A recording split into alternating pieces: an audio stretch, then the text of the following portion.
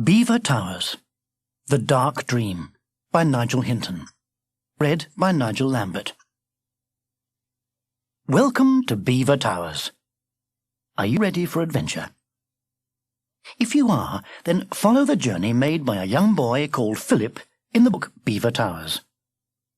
He was flying his kite in a park when suddenly he was lifted into the air and carried away. Follow him, high in the sky, over the mountains, over the sea, and far, far away from home. He landed on an island where a terrible witch, Oyin, was capturing all the animals and locking them up in a castle called Beaver Towers. Philip soon became friends with the animals who were still free, a little beaver called Baby Bee, and his grandfather called Mr. Edward, the kindly Mrs. Badger, and 3 hedgehogs called Mick, Anne, and Nick. These hedgehogs look after Doris, an old car, and because of their names, everyone calls them the mechanics. Philip decided to help them, and, after all sorts of dangers, he managed to free the other animals and to defeat Oyin and send her back to her dreadful master, the Prince of Darkness.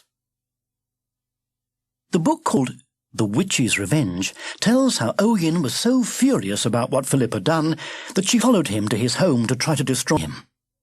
Philip was too clever for her, though. He escaped to Beaver Towers, and after many scary adventures, he put an end to the wicked witch forever. After that, Philip thought that all his adventures were over. Then, one day, he was amazed to find Baby Bee and Nick in his house. Mr. Edgar had sent them to fetch him back to Beaver Towers. The book, The Dangerous Journey, tells how they made their way back to the island, chased all the way by enemies sent by the Prince of Darkness. Philip and his friends faced so many dangers and were so brave that they started to develop a wonderful power called think-talking, which allows you to send your thoughts to other people. Mr. Edgar was so pleased about this that he decided to take Philip on a journey to meet some special people who could help him increase his powers. That journey is just about to begin. Oh, I forgot to tell you something. There isn't just one island, there are 2. The second island is a large, bare, round rock not far from Beaver Towers. It's on that island that our story starts. Don't go too close, though. There's something horrible lurking there.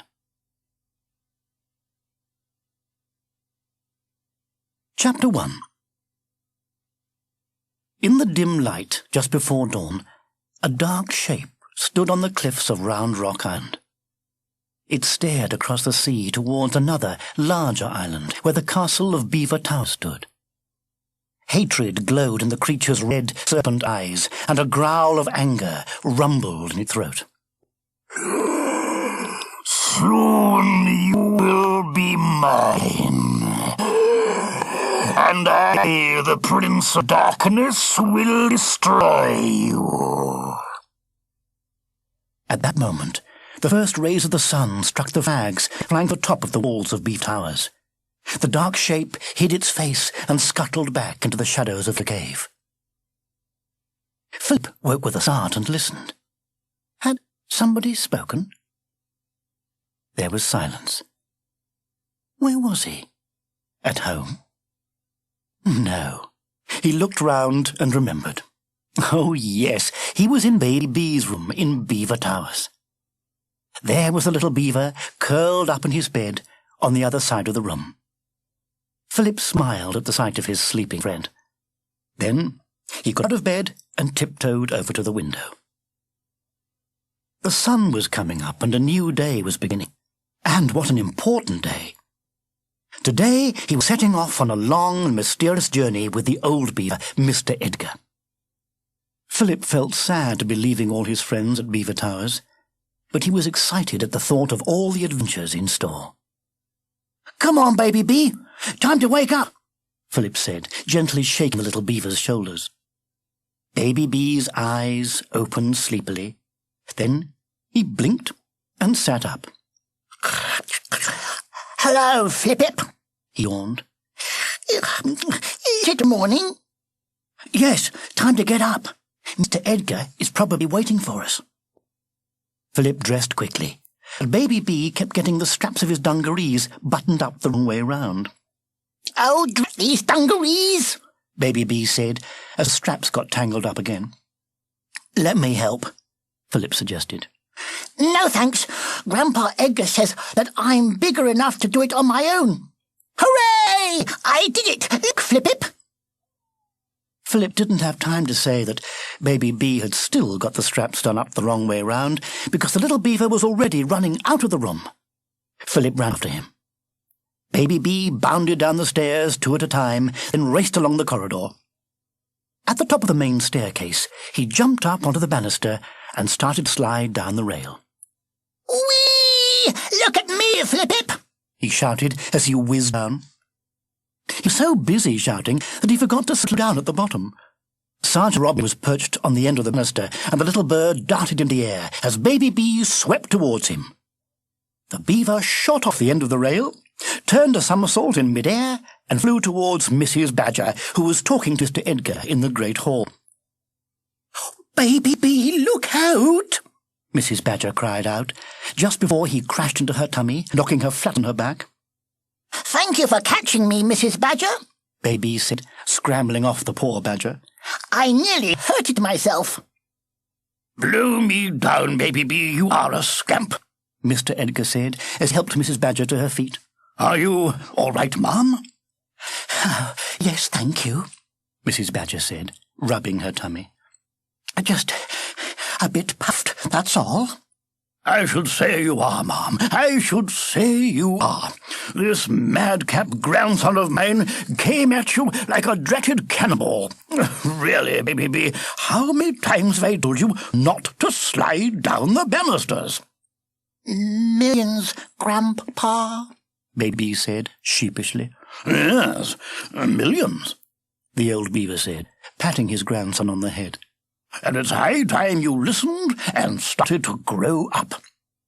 But I am grown up. I did doing up my dungarees all by myself this morning, didn't I, Flippip? Philip smiled and nodded. Yes.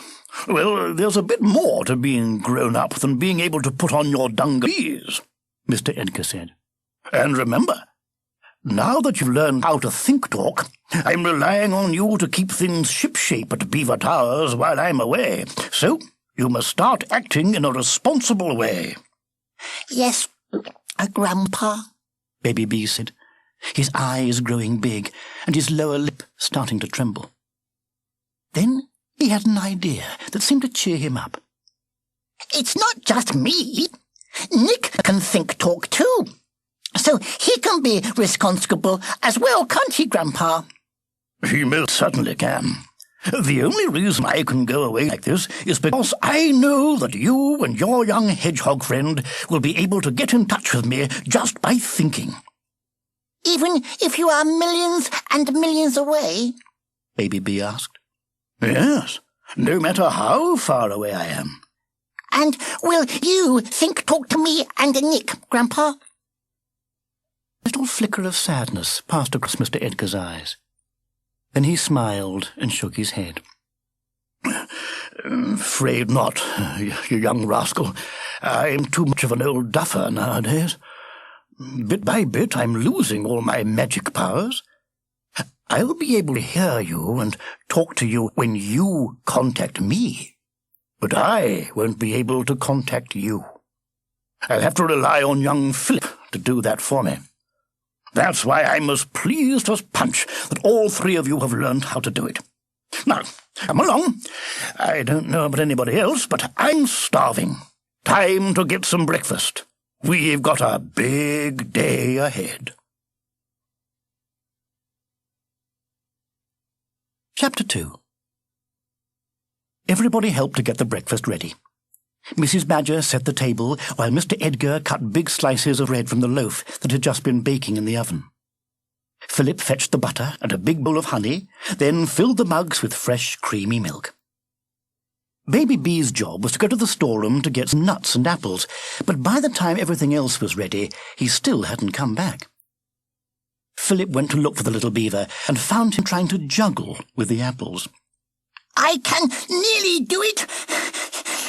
Look, Baby B said, throwing 2 apples up into the air. The apples fell back down and hit him. Ow, He said, rubbing his head. I can nearly do it, except these apples keep being silly. Luckily the apples weren't too badly bruised, and they made a crisp and juicy end to the delicious breakfast. Well, Mr. Edgar said, when they all finished eating. just to get a move on. Many a mile before night, eh, lad? Philip nodded and stood up. His heart was knocking hard in his chest, and he suddenly felt nervous. If only he could stay here in Beaver Towers with Baby B and all the others. He looked across at Mrs. Badger, who smiled at him as if she knew what he was feeling. Baby B slipped his paw into Philip's hand, and they followed Mr. Edgar and Mrs. Badger up the stairs, through the great hall, and out the main door. As they started down the steps, a big cheer went up from all the animals waiting for them in the courtyard. Baby B's parents were there, and the little beaver ran down, jumped into his father's arms, and started cheering louder than anyone. Blow me down! What a lovely surprise! Mr. Edgar said, beaming with joy. Seeing all my friends like this makes me wish I didn't have to go off on this mission. But, as you know, I'm taking Philip to meet some special animals and people. In the meantime, I've left a list of jobs for everyone to do. If there are any problems, Mrs. Badger and Mrs. Stripe are 2 wise old heads who can sort things out. Just one last word, though. Be on your guard. You all remember Owen, don't you? All the animals nodded. A few of them shivered with fear at the memory of the terrible witch who had nearly captured the island. Well, the danger is never over. The forces of evil are always plotting and planning, ready to pounce. You must be brave and sensible and good. If you think of others before you think of yourself, you won't go far wrong. Now, that's enough chin-wagging from me. Philip and I must be on our way. Goodbye, everyone, and good luck. The castle rang with cheers as Philip and Mr. Edgar walked across the courtyard and away over the drawbridge. Sergeant Robin dived down from one of the walls and flew ahead of them to the edge of the forest. He perched on a bush and sang a last little goodbye song as they walked past him. Then he took off and flew back towards the turrets and towers of the castle. They watched him go. Then they turned and headed along the forest path. Autumn had coloured the trees, and the sun shone down through a mass of red and yellow and golden leaves. Shafts of sunlight caught the jewelled dewdrops on spiders' webs in the bushes, and the air was filled with the scent of ripe fruit and fresh nuts. Philip felt fit and strong, and the clear sharpness of the day made him want to run and skip along the path. But he walked slowly, so that Mr. Edgar could keep up. The old beaver was always laughing at what he called his shaky pins, but he seemed slower and more unsteady than ever, and Philip wondered if he was really fit enough to make a long journey. Suddenly, the old beaver grabbed hold of Philip's hand and pulled him back. "Shh," Mr. Edgar said, as Philip opened his mouth to speak. The old beaver cocked his head to listen. Philip stayed silent and listened with him. He couldn't hear anything, but Mr. Edgar's sharp ears must have picked up some sound, because he pulled Philip behind a tree. "What is it?" Philip whispered. "We are being followed," Mr. Edgar said. Chapter 3. Philip crouched down behind the tree and pressed himself against the trunk, trying to make himself as small as possible. He held his breath and listened.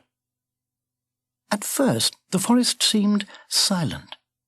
Then he heard the sound of footsteps rustling through the fallen leaves.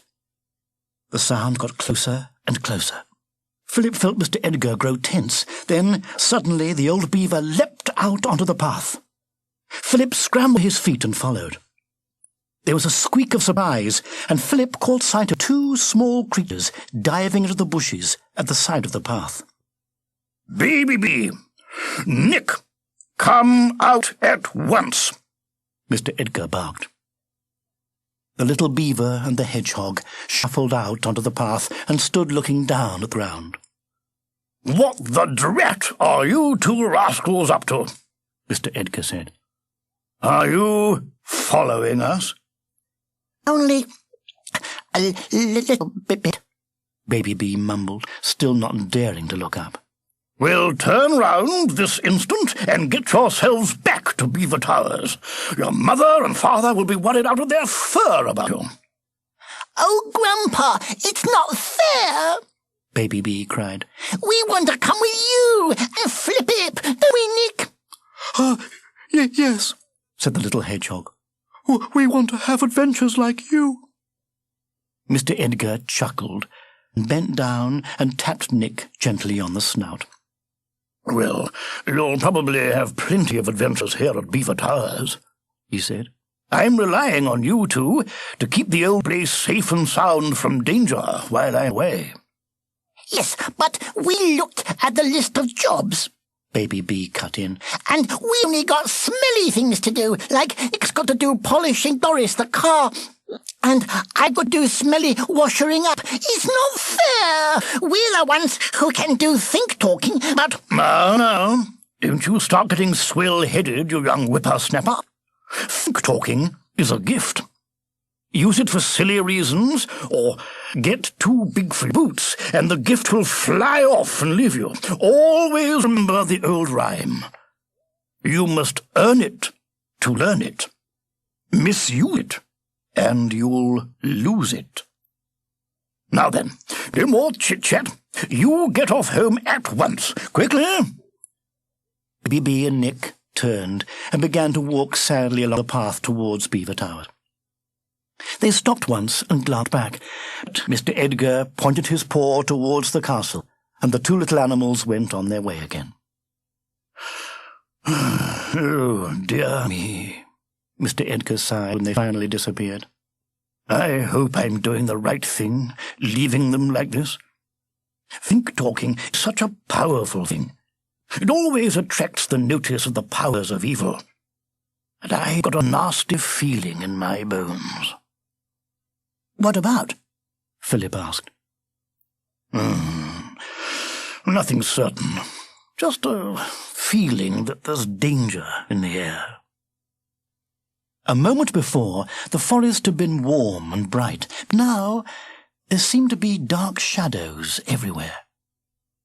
They walked on without speaking, and their eyes darted to every movement, each tremble of a leaf, each sway of a branch. They didn't see anyone, but Philip couldn't stop feeling that they were being watched. When they finally came out of the forest onto a broad, sunlit meadow, Philip let out a sigh of relief. Crowds of small blue butterflies flickered round them as they walked, and the warm sun drove away the last shivers of fear. Mr. Edgar began humming a tune, and Philip joined in. They waded across a river, then past some houses where rabbits were busy working in their gardens. The rabbits waved and wished them luck, then went on planting their carrots. Just beyond the houses, the path sloped away, and they came to the sea. There was a big hut on the beach, and they opened up and dragged one of the boats out onto the sand and down to the water's edge. Mr. Edgar showed Philip how to raise the mast and hoist the sail. Then they pushed the boat away from the shore and clambered on board. A breeze filled the sail, and they skimmed away across the waves. They followed the coast for a while, then turned and headed out into the open sea. As the little boat passed Round Rock Island, A pair of red serpent eyes watched them from inside the shadows of the cave. The eyes stared and stared, until the boat grew tiny and finally disappeared over the horizon. The eyes closed in satisfaction. A moment later, they snapped open again. Retnam! The Prince of Darkness's voice rumbled into the depths of the echoey cave. Retnam! Come. The time for your work is almost here. A huge, black, glistening lump oozed and slithered its way from the darkness, leaving a trail of slime on the cave floor. First, said the Prince of Darkness, patting the wet, flabby skin of the creature, you must change your shape so that the fools will find you attractive. A bird, perhaps. The Prince of Darkness stood back as the creature transformed itself into the shape of a large raven. The blackness of its feathers and the glisten of its dark eyes were the only reminders of what it had been. Yes, said the Prince of Darkness. But still not attractive enough. Fools like creatures they can pity. So let's give them something they can feel sorry for. He took hold of the bird, and with one cruel movement he snapped the bone that ran the length of its wing. The raven squawked with pain, then hopped around, trailing its broken wing. Perfect, laughed the Prince of Darkness. Now listen. I must leave because I have some fine evil work to do elsewhere. Deliver Beaver Towers to me when I return, and I shall reward you well. Take your time. Let them work their own downfall. Wait for them to come to you, for come they surely will.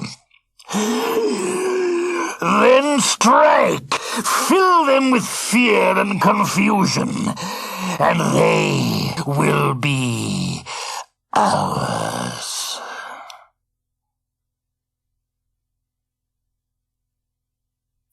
Chapter 4. In the schoolroom at Beaver Towers, the young animals were learning the names of plants. Everybody was working hard, except for Baby Bee and Nick. They were so busy whispering to each other that they didn't see their teacher, Mr. Stripe, come up behind them. He banged his paw on their desk, and they both jumped with shock. Baby Bee and Nick, thundered the old badger. You two are impossible this week. Baby Bee, go and sit next to Rufus Rabbit. But Rufus is in the infants, and he's always asking silly questions. It's not fair. Baby Bee grumbled as he made his way up to the front of the class and sat down next to the little rabbit.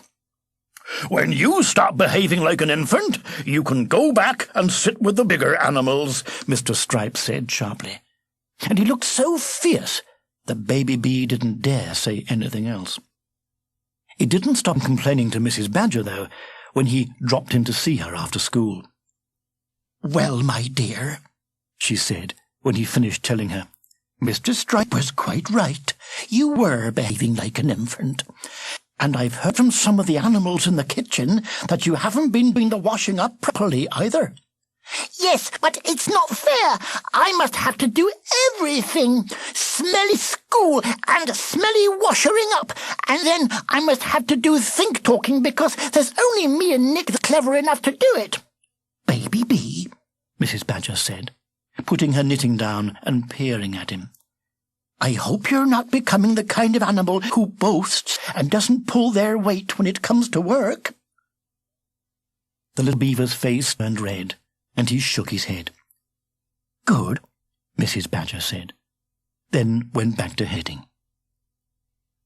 Baby B stood awkwardly for a few minutes, not saying anything.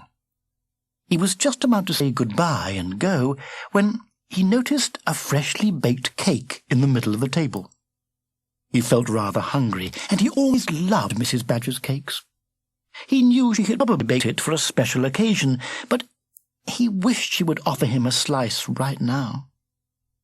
Mrs. Badger looked up and asked, "Would you like a slice of cake, Baby B?" He was so surprised that it took him a moment before he said, Yes, please. Mrs. Badger cut a big slice for him.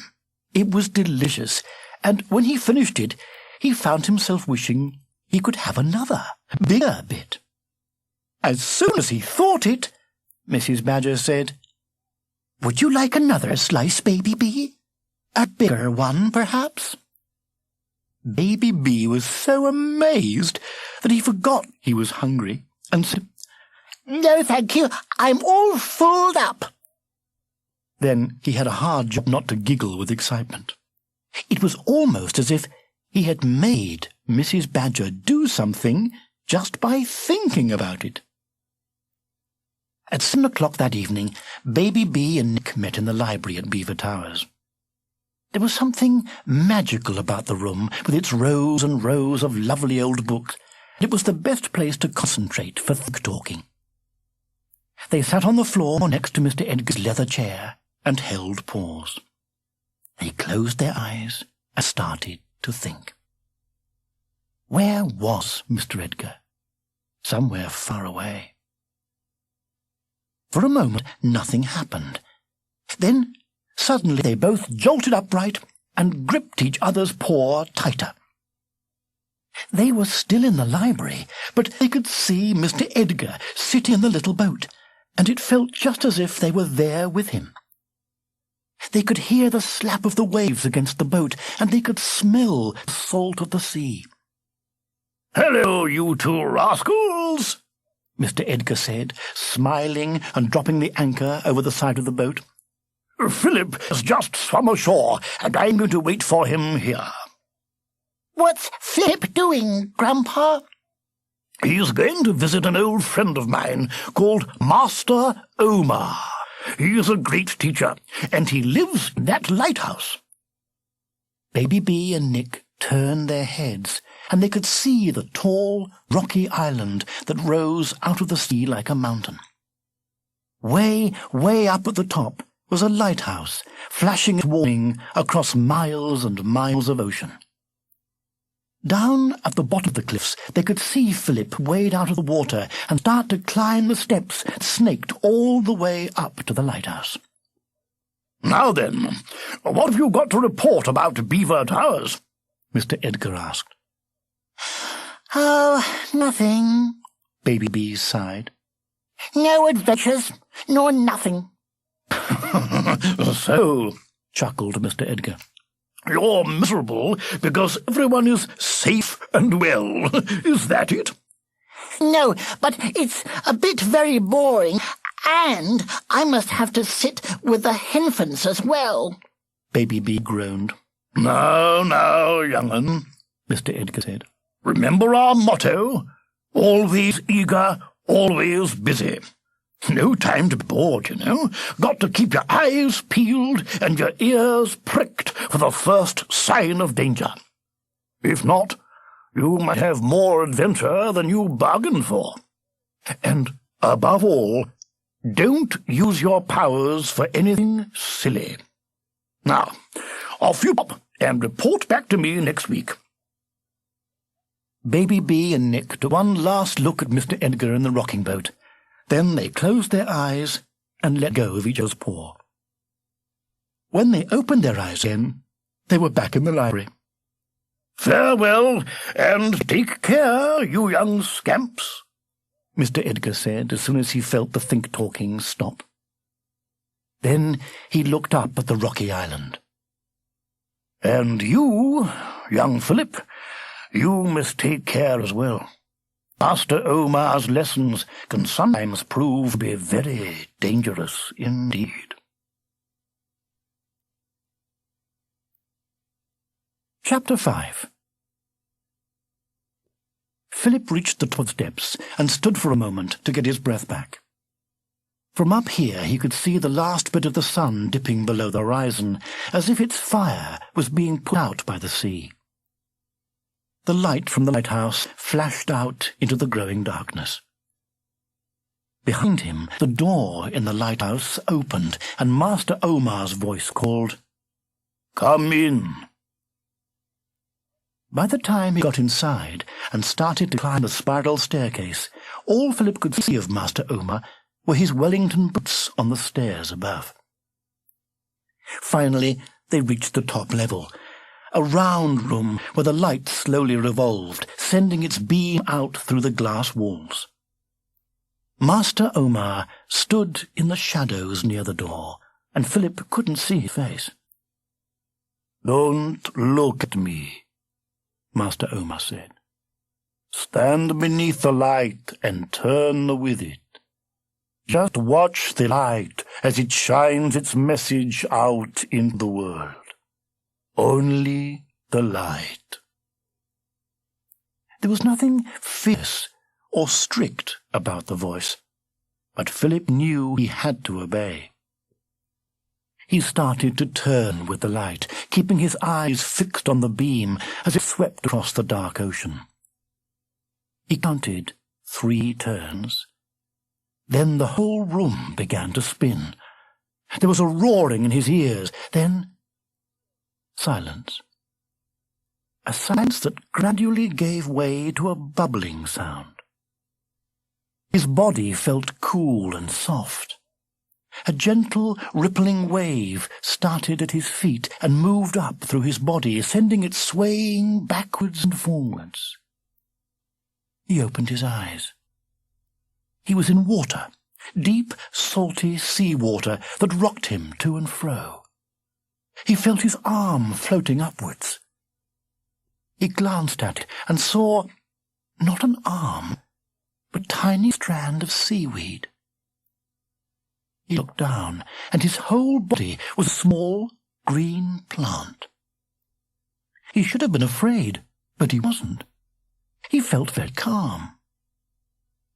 Time passed. A long, long time. A shrimp came bobbing towards him. Its legs reached out and clasped onto him. The shrimp's mouth opened. Again, he should have been afraid, but he wasn't. The mouth closed over him. There was a tearing sound, then a little wrench as he was pulled from the rock. Then nothing. Time passed.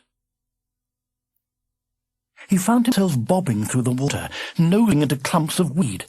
There were other creatures feeding too, shrimps like him. He clasped onto a plant such as he had been.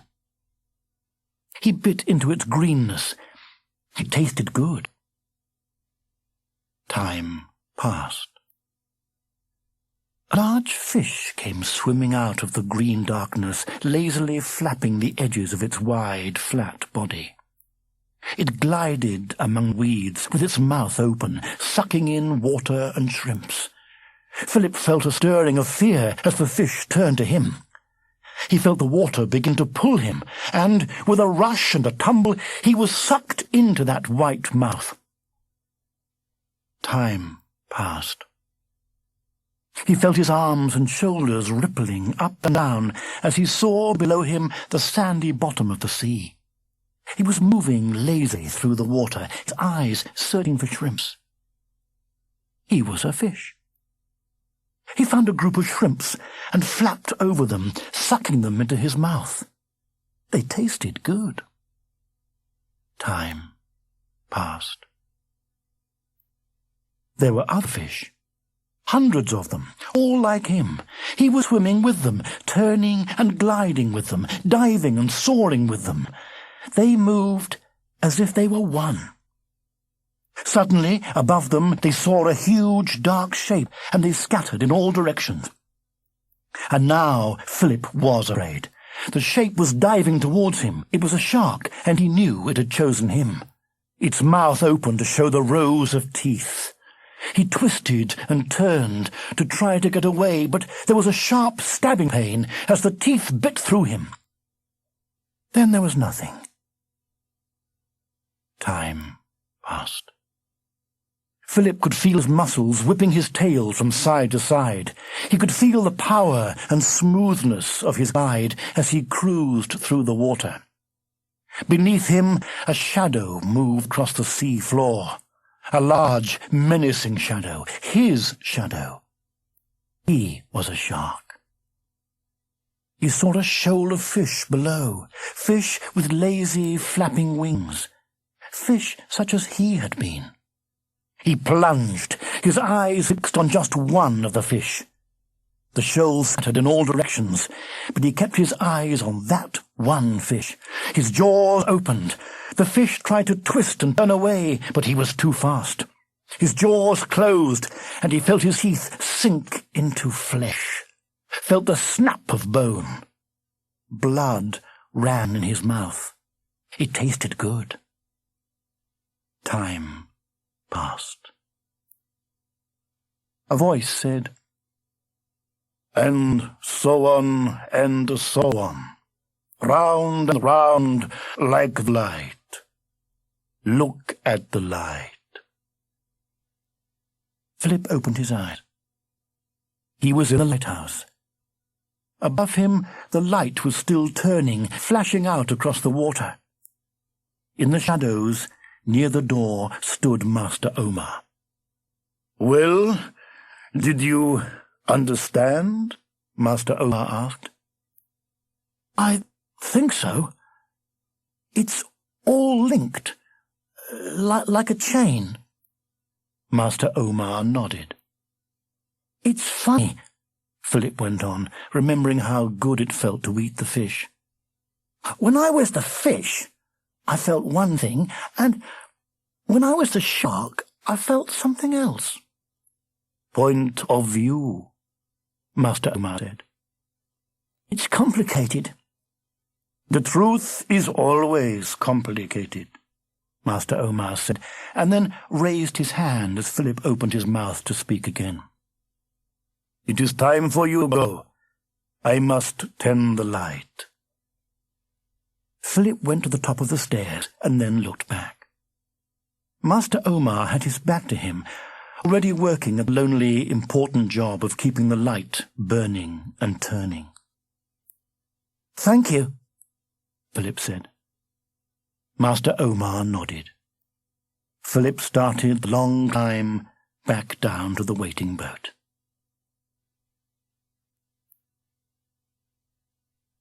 Chapter 6. Mr. Edgar's old car, Doris, stood in the centre of the courtyard at Beaver Towers. Every centimetre of the car already sparkled, but that didn't stop the two hedgehogs, Anne and Mick, from polishing her. As they rubbed away at the chrome and the paintwork with their dusters, they began singing their song. "Rub, rub, polish, shine, lovely little car of mine. Rub, rub, till you gleam, we are your loyal cleaning team." "Ha! Loyal cleaning team indeed," Mick said, when they got to the end of the song. "Not now that Nick is so big-headed, we're not." At this very moment, Baby B and Nick came out of the castle door and started jumping down the steps. Anne spotted them and scuttled across the courtyard, followed by Mick. "Nicholas Hedgehog," Anne said, in her fiercest voice. "You're late. We started work on Doris 10 minutes ago." "Well, you see, Nick stammered. "Yes," Anne demanded. "Oh, well," Nick went on when Baby B gave him a nudge. I don't think I should have to do work because me and Baby B do think talking." "Stuff and nonsense," shouted Mick. "We're the mechanics. We look after Doris. We are her loyal cleaning team. You can't just suddenly stop. We need you for the Nick bit at the end. Without you, we're the mech hands." And that just sounds silly. Besides, you used to love Doris. I do still love her, Nick said, giving a quick glance to where the car stood, with sunlight sparkling on her body. But what? Anne said, pushing her snout right up against his. Too lazy now, are you? See if we care. We don't need you. I'm strong enough to do your work in half the time because you're just a weak baby anyway. With that, she grabbed Mick's paw and pulled him way across the courtyard to Doris. I'm not a weak baby, Nick shouted. But they didn't even look at him. They got out their dusters and began polishing Doris. Nick watched them for a moment, and his eyes grew bright with longing. I do miss Doris, he said sadly. And I bet she misses me because I was best at polishing her headlights and her door handles. I wonder... And he was off, running across the courtyard until he got to the car. He grabbed a duster from the ground and began polishing at once. Mick and Anne started singing their song, and Nick joined in. They all looked so happy working away together, the baby bee decided to go and have a look in the kitchen. He almost turned back when he saw the big pile of dirty plates, but once the sink was full of soapy water, he began to enjoy himself. Soon he was busy blowing colourful bubbles round the kitchen, and there was a big puddle of water on the floor from all his splashing. It took him a very long time to finish washing the plates, but it has to be said that in the end they sparkled nearly as much as Doris did. The next day at school, Baby B asked if he could go back to his place next to Nick, but Mr. Stripe said he still had to sit with the infants. The little beaver slumped down next to Rufus Rabbit, and he was so sulky during the lesson on Trance that he didn't put his paw up once, even when he knew the answer to the question. Then, just as Mr. Stripe started the next lesson on berries, Baby B suddenly remembered what had happened with Mrs. Badger and the cake. He concentrated very hard and pushed his thoughts up towards Mr. Stripe. Almost at once, the old teacher turned round from the blackboard, where he was drawing a honeysuckle berry, and said, "Baby B, you can go back and sit in your proper place now." Baby B jumped up with a big grin on his face and ran back to his old seat. "That was lucky," Nick whispered. "It wasn't lucky. It was me," Baby B whispered as he sat down next to his friend. "Watch." Again, Baby B concentrated very hard. Suddenly, Mr. Stripe yawned, sat down at his desk, and fell asleep. For almost a minute, nobody dared to move. Then one of the older lambs tiptoed to the front and nudged Mr. Stripe's shoulder. The old badger started to snore very loudly, and the whole class giggled. Soon they were all running around, shouting and laughing and throwing bits of paper at each other. A couple of the cheekier field mice got up onto Mr. Stripe's desk and took turns to jump over his snout. Then a squirrel even climbed onto Mr. Stripe's head and began to imitate his deep, growly voice.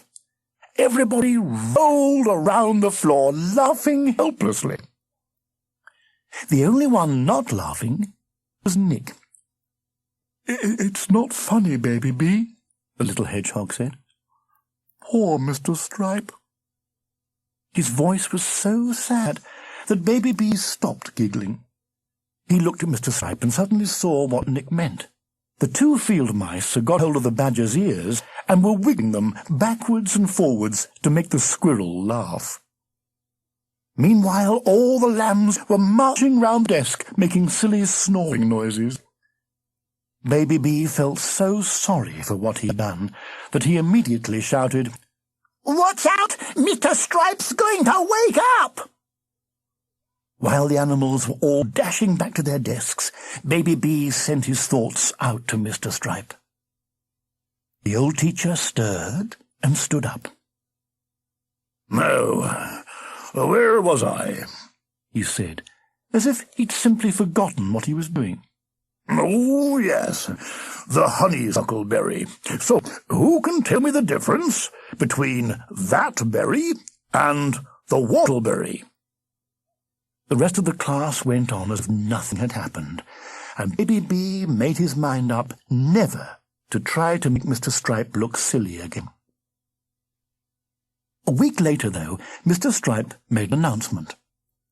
"Now," he growled, "during this weekend, I want you to find something to bring to school on Monday for show and tell."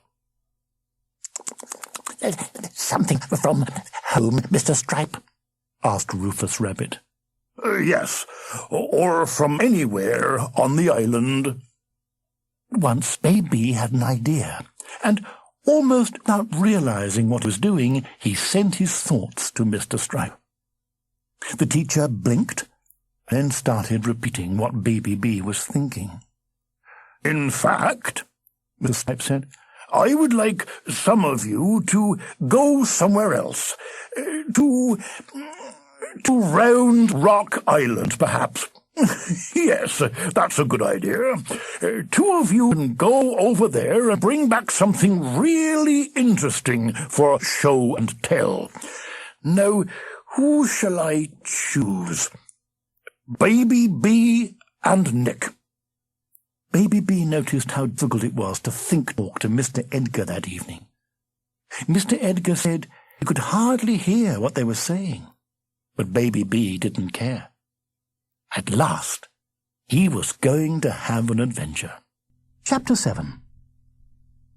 I can't imagine what Mr. Stripe was thinking about, sending you off to Round Rock Island like this, Mrs. Badger grumbled as she packed some sandwiches into a small picnic basket. "It's for toe and shell," Baby B said. "Show and tell, dear," Mrs. Badger corrected. "That's right, and it's millions exciting because it's an adventure, isn't it, Nick?" The little hedgehog nodded, but he didn't look entirely sure that he wanted this kind of adventure. "That's all well and good," Mrs. Badger went on, putting a couple of large slices of cake into the basket. "But I don't like the idea of the 2 of you going off on your own." "We're not infants, Mrs. Badger. We're growed up and responsible, like Mr. Edgar said." Well, I just hope you are," Mrs. Badger said, handing Baby B the picnic basket. "Now, don't go eating this until lunchtime, and be back here by 5 o'clock. Otherwise, I'll be on the warpath, and that's not a pretty sight, I can tell you." 5 minutes after they left the castle, Baby B felt hungry, so they started eating the sandwiches. By the time they got to the beach, there were only the 2 slices of cake left. Nick said it would be silly to take a nearly empty picnic basket with them, so they ate the cake too. "We can do fishing for lunch. I'm good at swimming and catching fish," Baby B said, as they pulled the small boat out of the hut and into the sea. "I'm not very good at swimming and catching fish," Nick gulped, as he sat in the boat and it began to rock up and down with the waves. "Because I don't really love the sea. It's a bit too wet for me." "That's all right. I can do the sailoring," Baby B said. "You sit there and close your eyes."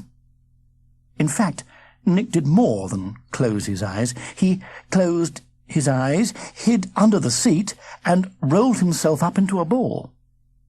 It was probably just as well, because he might have been very scared if he'd seen Baby B trying to sail the boat.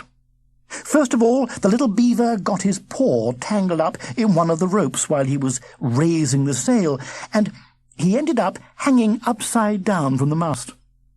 Then, when he bit through the rope with his sharp teeth, he fell down and the sail fell on top of him. It took him ages to scramble out from under the sail, and even longer to get it raised again, because now the rope was too short to tie properly. So he had to hold onto the rope with one paw and try to steer the boat with the other. This meant that sometimes the sails slipped down because he wasn't pulling hard enough on the rope, and sometimes the boat went round and round in circles because he couldn't keep the tiller straight. Luckily, the sea wasn't very rough, and the wind was blowing in the right direction. An hour later, the boat slid onto the beach of Round Rock Island. "You are clever, Baby Bee," Nick said, when he unrolled himself and saw where they were. "Oh, I'm just a good sailor," Baby Bee said proudly. Then he let go of the rope, and the sail fell down on top of his head again. After all that, Round Rock Island turned out to be a disappointment. They went from one side of it to the other, but there was nothing to see except bare rock. It was good fun to stand on top of the cliff and throw stones down into the sea. And Baby Bee had an adventure when he got too close to the edge and almost fell over, but Nick grabbed the straps of his dungarees just in time. They threw stones for nearly an hour, and then they started to get hungry. So they went down to the beach again. Baby Bee dashed into the sea to catch the fish for lunch, but every time he dived, he came back up with empty paws. "I've got some seaweed," he said, as he finally came ashore. "Seaweed is millions good to eat for hedgehogs. It makes their spikes go all sharp." Nick took a little nibble, but he said it was a bit too salty, and anyway, his spikes were sharp enough, and he thought it was time to go home for a proper lunch. "We can't go home now," Baby Bee said. "We haven't had adventures, and we haven't even found things for toe and shell." Just at that moment, he saw something move in the entrance to a cave halfway up the cliff. "Look!" he shouted. "There's something in that cave. It might be a pirate or something. Come on!" Baby Bee raced away up the path towards the cave. Nick didn't really want to meet a pirate, but he didn't want to be left alone on the beach either, so he scampered after his friend. "It looks a bit dark in there," Nick said when they got to the cave. "I'm not scared," Baby Bee said, but he took hold of Nick's paw before they started to tiptoe inside. The deeper they ventured into the cave, the darker it grew. There was a tick-tock dripping sound that echoed in the darkness, and the two friends gripped each other's paw tightly.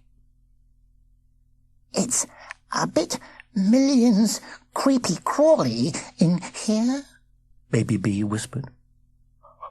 Perhaps we can go home for lunch," Nick whispered back. Perhaps we can," Baby Bee agreed. They both turned, then jumped into the air in fright. A dark shape stood between them and the mouth of the cave. It hopped and flapped towards them, and they both squealed and clung onto each other. Then, suddenly, it sank to the floor and lay still. "It's only a bird," Baby Bee said, as his eyes got used to the dark. "Yes, but it's a very big bird," Nick said, tugging at Baby Bee's paw to stop him moving forward.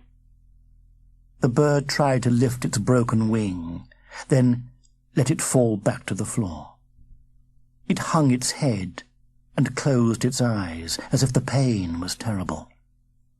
"Oh, poor thing," Baby Bee said gently. "It's hurted itself." The bird half opened one of its eyes and peeped out, slyly. Then it made a soft, sobbing sound. "Oh, listen, it's crying," Baby Bee said, tears springing to his own eyes. "We must have to help it. We can take it back home and make it all better. Mrs. Badger can look after it. Baby B, I don't think it's a good idea, Nick began, but the little beaver cut him off. Come on, Nick, we must help it. And it can be our toe and shell for Mr. Stripe. It will be the bestest toe and shell of anyone. Come on. Step by step, they helped the bird limp down the path, across the beach, and into the boat. Then they set sail. And that was how Retnam came to Beaver Towers.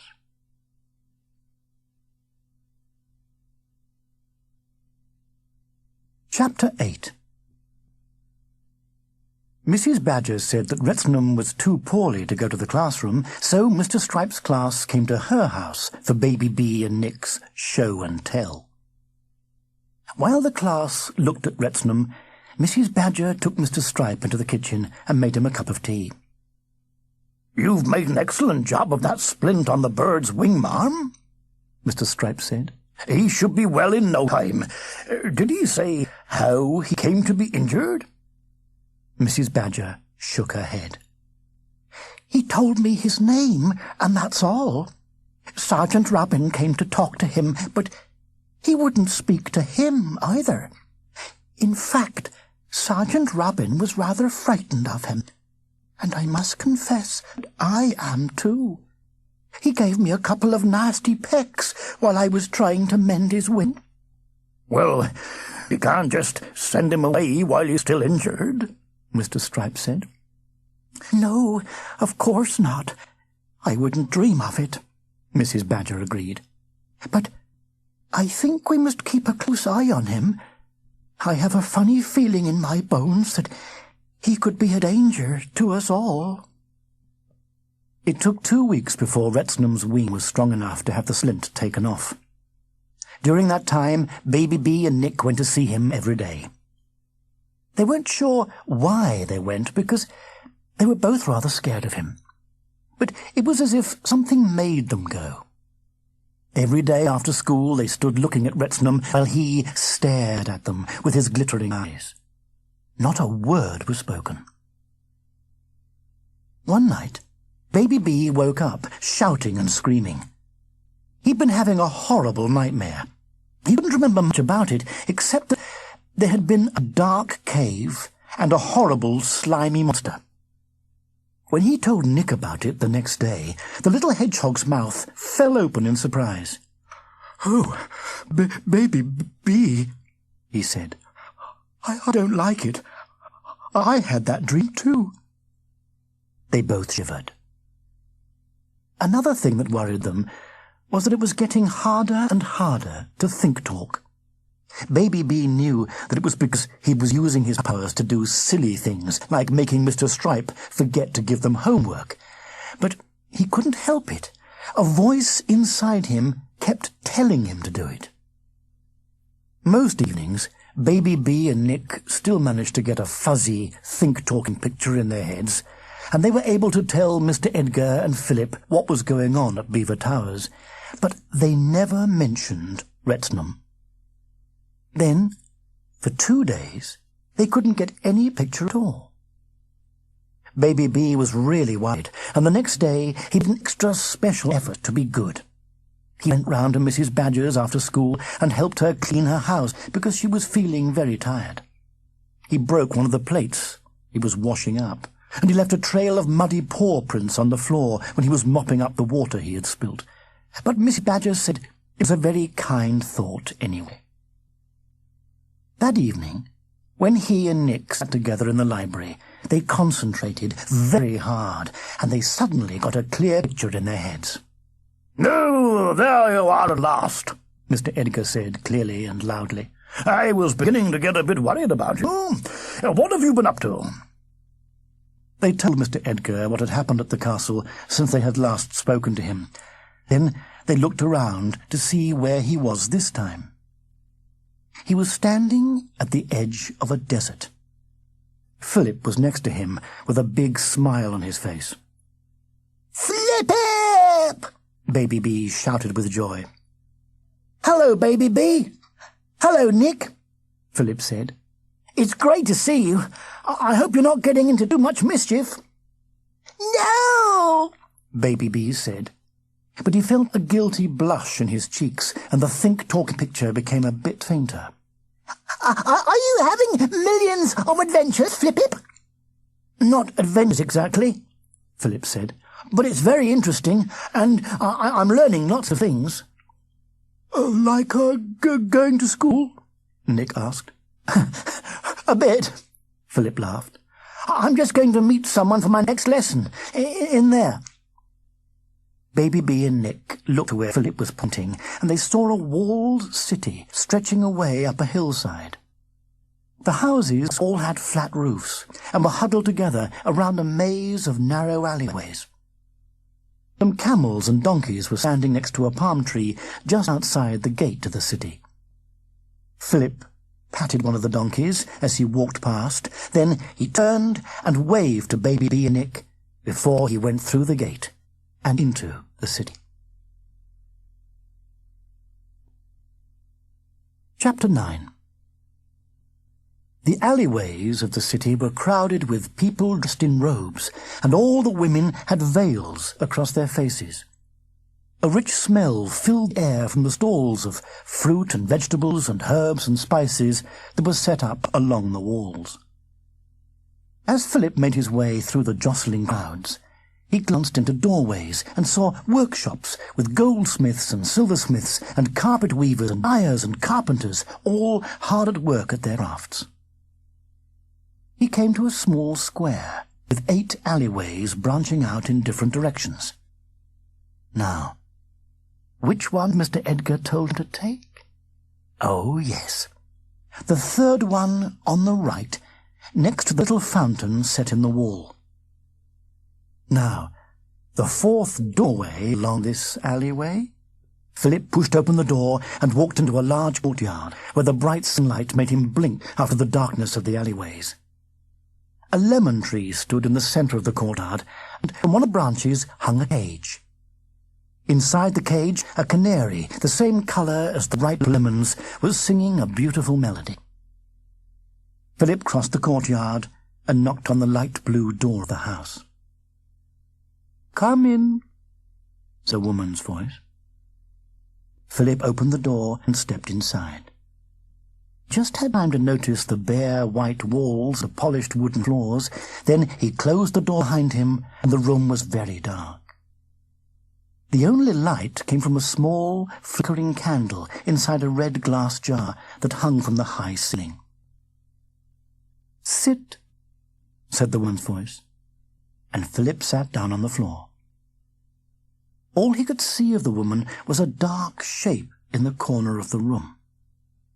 Her voice sounded young, but there was something about the shape that made him feel she was very old. "Who are you?" she asked. "Philip." "Yes, but who are you?" I'm sorry, I don't understand," Philip said, wondering if perhaps he'd come to the wrong house. "Which part of you is Philip?" All of me." "I see. So your body is you, is it?" "Yes, I think so," Philip said, feeling that perhaps this wasn't the right answer. "And if I cut off one of your hands, would you still be you?" "Yes," Philip whispered, suddenly afraid that she might do what she said. "So you are not your hand, then?" "No." "And if I cut off your arms and your legs, would you still be you?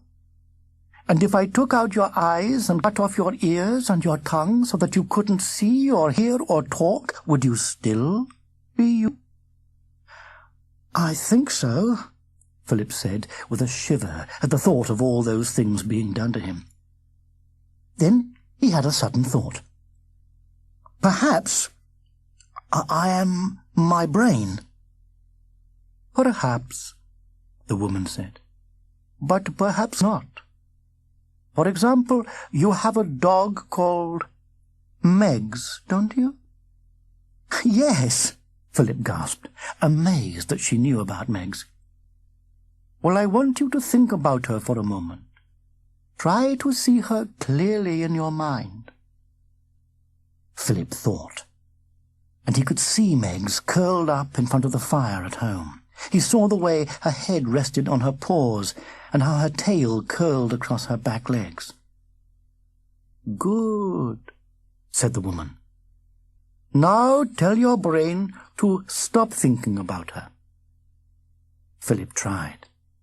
But the more he tried, the more he kept thinking about her. Even when he managed to stop the picture, his brain kept whispering the name Megs over and over.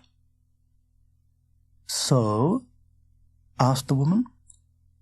"Well, I wanted to stop thinking, but my brain wouldn't listen to me. And it was like I just had to watch what my brain wanted to do." "Exactly. You were watching your brain." "So, who am I then?" Philip asked. "The Watcher, perhaps."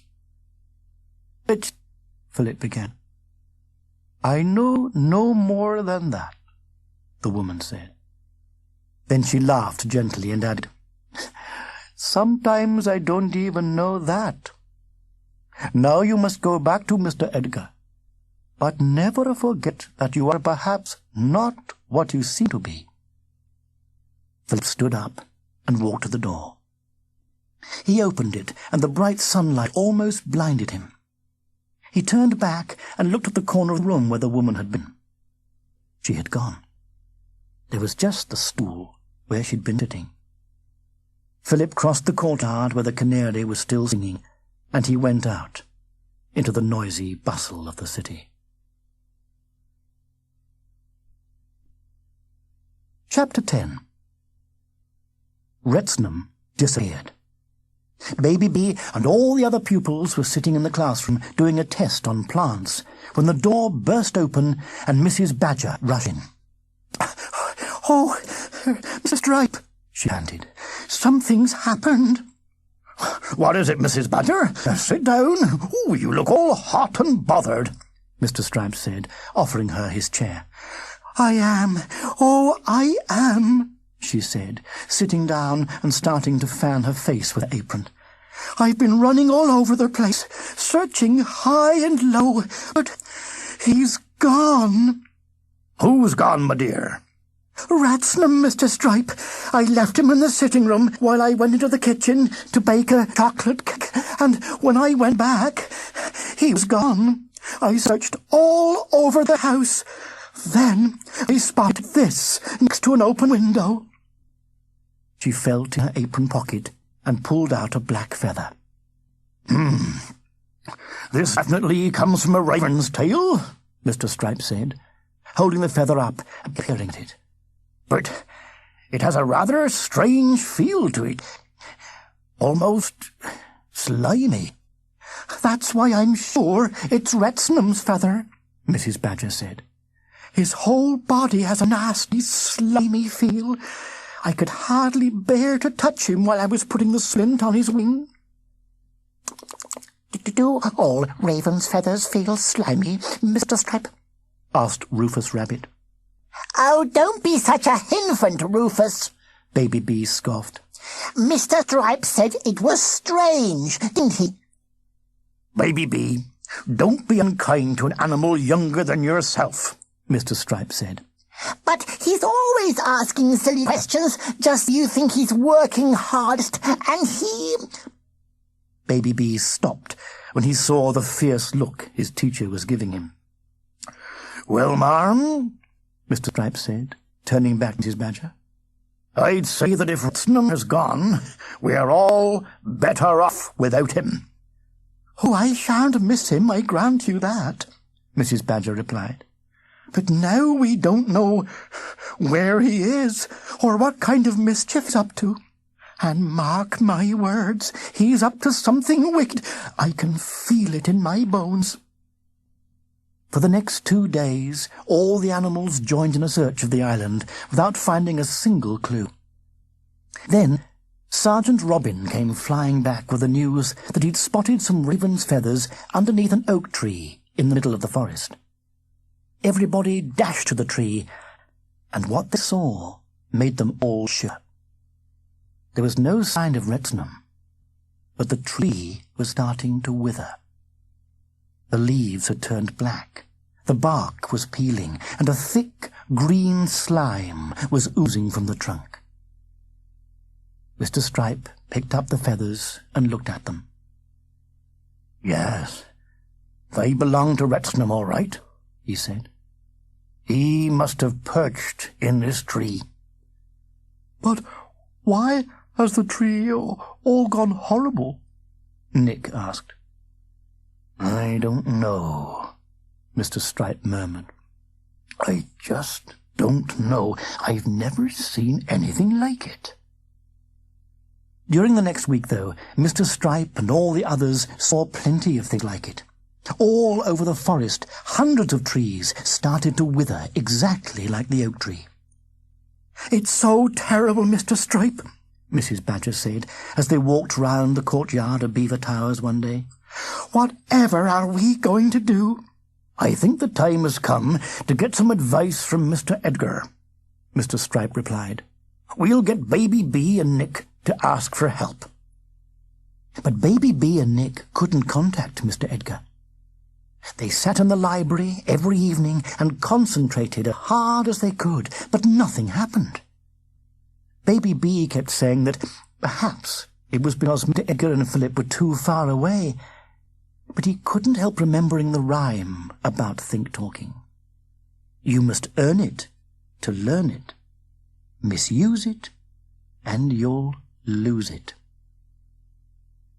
Baby B was scared. Trees were dying all over the island. The rabbits said their carrots weren't growing. The sheep reported that the grass had started to shrivel and turn brown.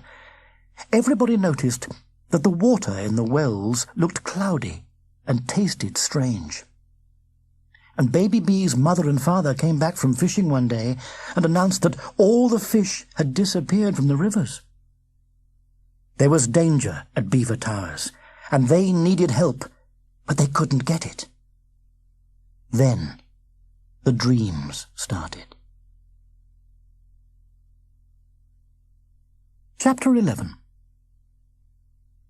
Retnam was coming closer. Baby couldn't see him, but he knew he was there, somewhere in the dark cave, and he could hear a slithering sound getting closer. He wanted to run away, but when he tried to move his legs, they seemed stuck to the ground. And now Retnam was even closer, just round the corner of the cave. The slithering noise was getting louder and louder. Baby B opened his mouth to scream for help, but no sound came out. Then suddenly, he wasn't in the cave. He was floating through the forest, just below the tops of the trees. The sun was shining. A voice was calling to him. "This way," the voice called. "This way. Come and see me. I am your friend."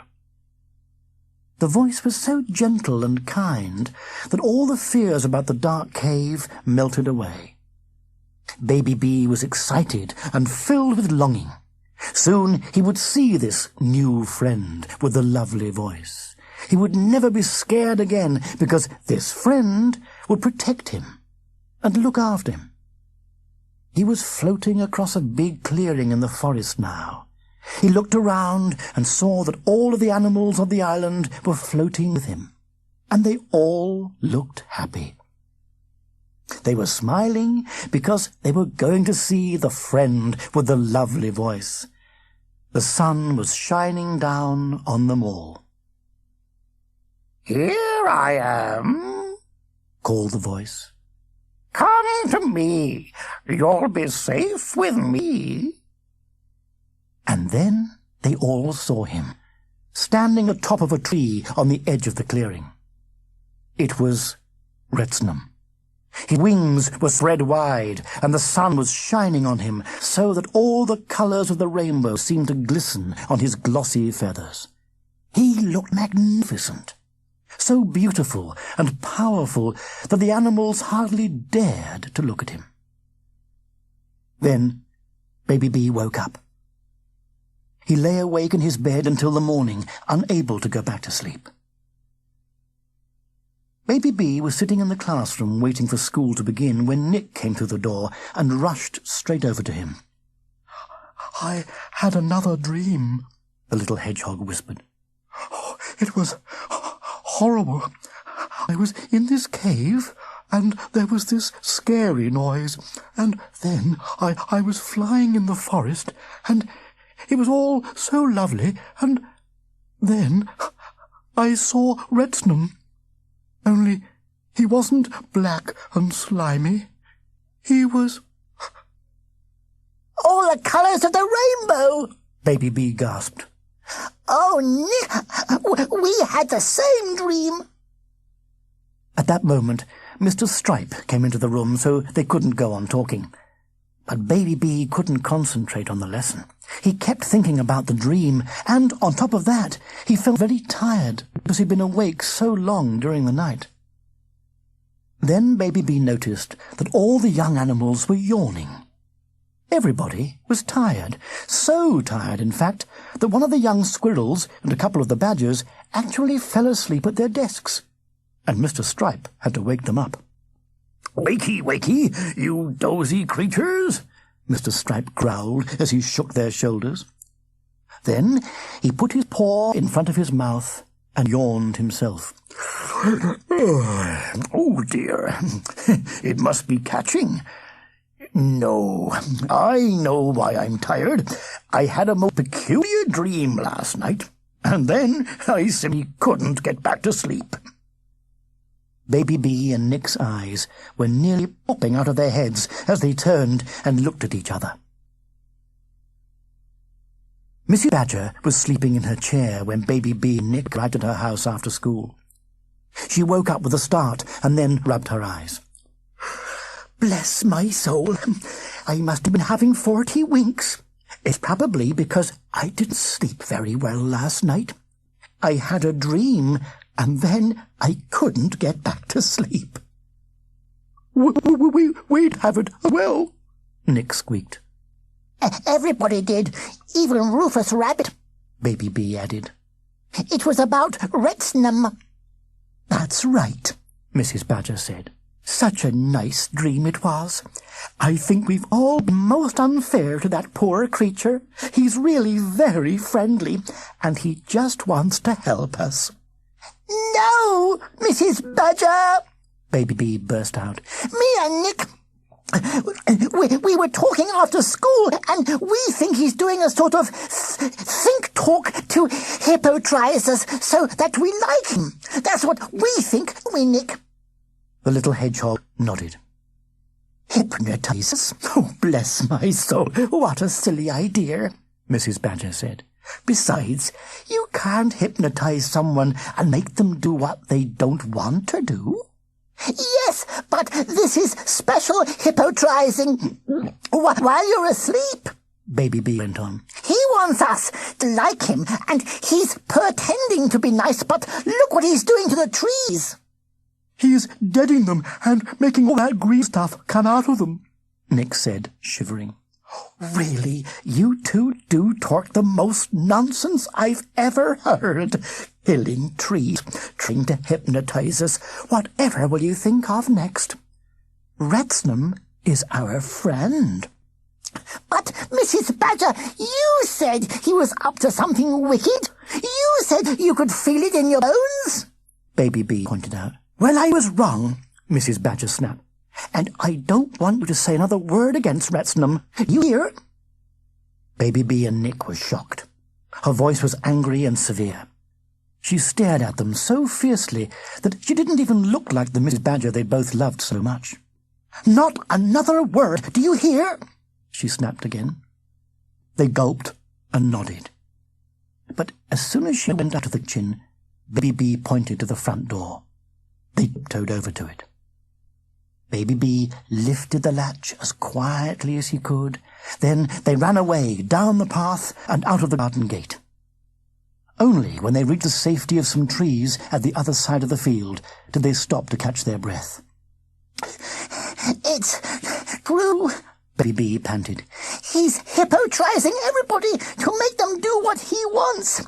Mrs. Badger's the first one who believes him, but soon it will be everybody. Oh, Nick, what are we going to do?" Chapter 12. As Baby B got into bed that evening, he asked his mother if she could leave the nightlight burning in his room because he didn't want to sleep in the dark. "What on earth are you scared of?" his mother asked as she tucked him up in bed. "I keep having horrible dreams about Retnam," Baby B said, hoping she would give him a cuddle and stay with him for a while. "They're not horrible at all. We've all been having dreams like that, and they're lovely. Retson is our friend, and you should be grateful you can dream about him. I can't wait to have another one tonight. Now, off to sleep with you, and no more silliness." She blew out the nightlight and went straight out of the room without even looking back at him. Normally, she always let him have a nightlight if he wanted it, and she never left the room without tickling his ears and giving him a good-night kiss. He wanted to call her back and tell her she'd forgotten, but he knew it would do no good. She had been taken over by Retnam. Baby B lay in bed and wiped a tear from his eye. Well, he wouldn't go to sleep. That way, he wouldn't let Retnam come creeping into his dreams and try and make him think he was a nice, friendly bird. He wasn't. He was horrible and evil, and Baby B wished he'd never gone to Round Rock Island and found him. He wished he hadn't done silly things with his think-talking powers, too. If only he could still contact Mr. Edgar and Flippip. They would know what to do. But now he had no one to help him. Mrs. Badger, his own mother, already believed Retnam, and soon everybody else would too. Suddenly, Baby B heard the door to his bedroom click open. He lay very still in the dark and listened. Someone padded softly over to his bed. He could hear breathing right next to him. "Baby B, wake up." "Nick," Baby B whispered in relief. "what are you doing here?" I don't like it very much in my bed, in the dark, by myself. Can I come in with you?" "Yes, all right. Baby B said, grateful that he wouldn't be alone in the night. But be careful with your spikes, because they are millions prickly." They lay in bed with a pillow between them, so that Nick's spikes wouldn't prickle Baby B every time one of them moved. It made the dark much less scary to be able to talk to each other, and even when they weren't talking, it was comforting to know there was a friend nearby in case of danger. For a long time they kept awake by nudging each other every 5 minutes, but as it got later and later, they got more and more tired, until Nick forgot to nudge Baby B, and Baby B forgot to nudge Nick, and they both fell fast asleep. They were floating through the forest together. They crossed the sunlit clearing and saw the rainbow-coloured Retnam talking to all the animals of the island. Mrs. Badger, Mr. Strutt, Mick, Baby B's mother and father, everyone was there, and they were all looking up at Retnam with smiles on their faces. "I am your friend," Retnam was saying, as Baby B and Nick floated nearer. "I have come to help you all, but there are 2 silly animals who are not your friends. They are telling lies about me and trying to trick you all, and there they are." Retnam pointed his wing at Baby B and Nick, and all the animals turned and stared at them. "They are your enemies," Retnam squawked. "You must capture them and bring them to me now." Baby B woke up as he felt something stab into him. Nick had rolled right over the pillow and was lying on top of him, moaning. No, no, help! Nick, wake up! Baby B shouted, pushing the hedgehog at him and jumping out of bed. What is it? Nick asked, jerking awake. We've got to go before they catch us, Baby B said, pulling on his dungarees and getting the straps done up right at the very first go.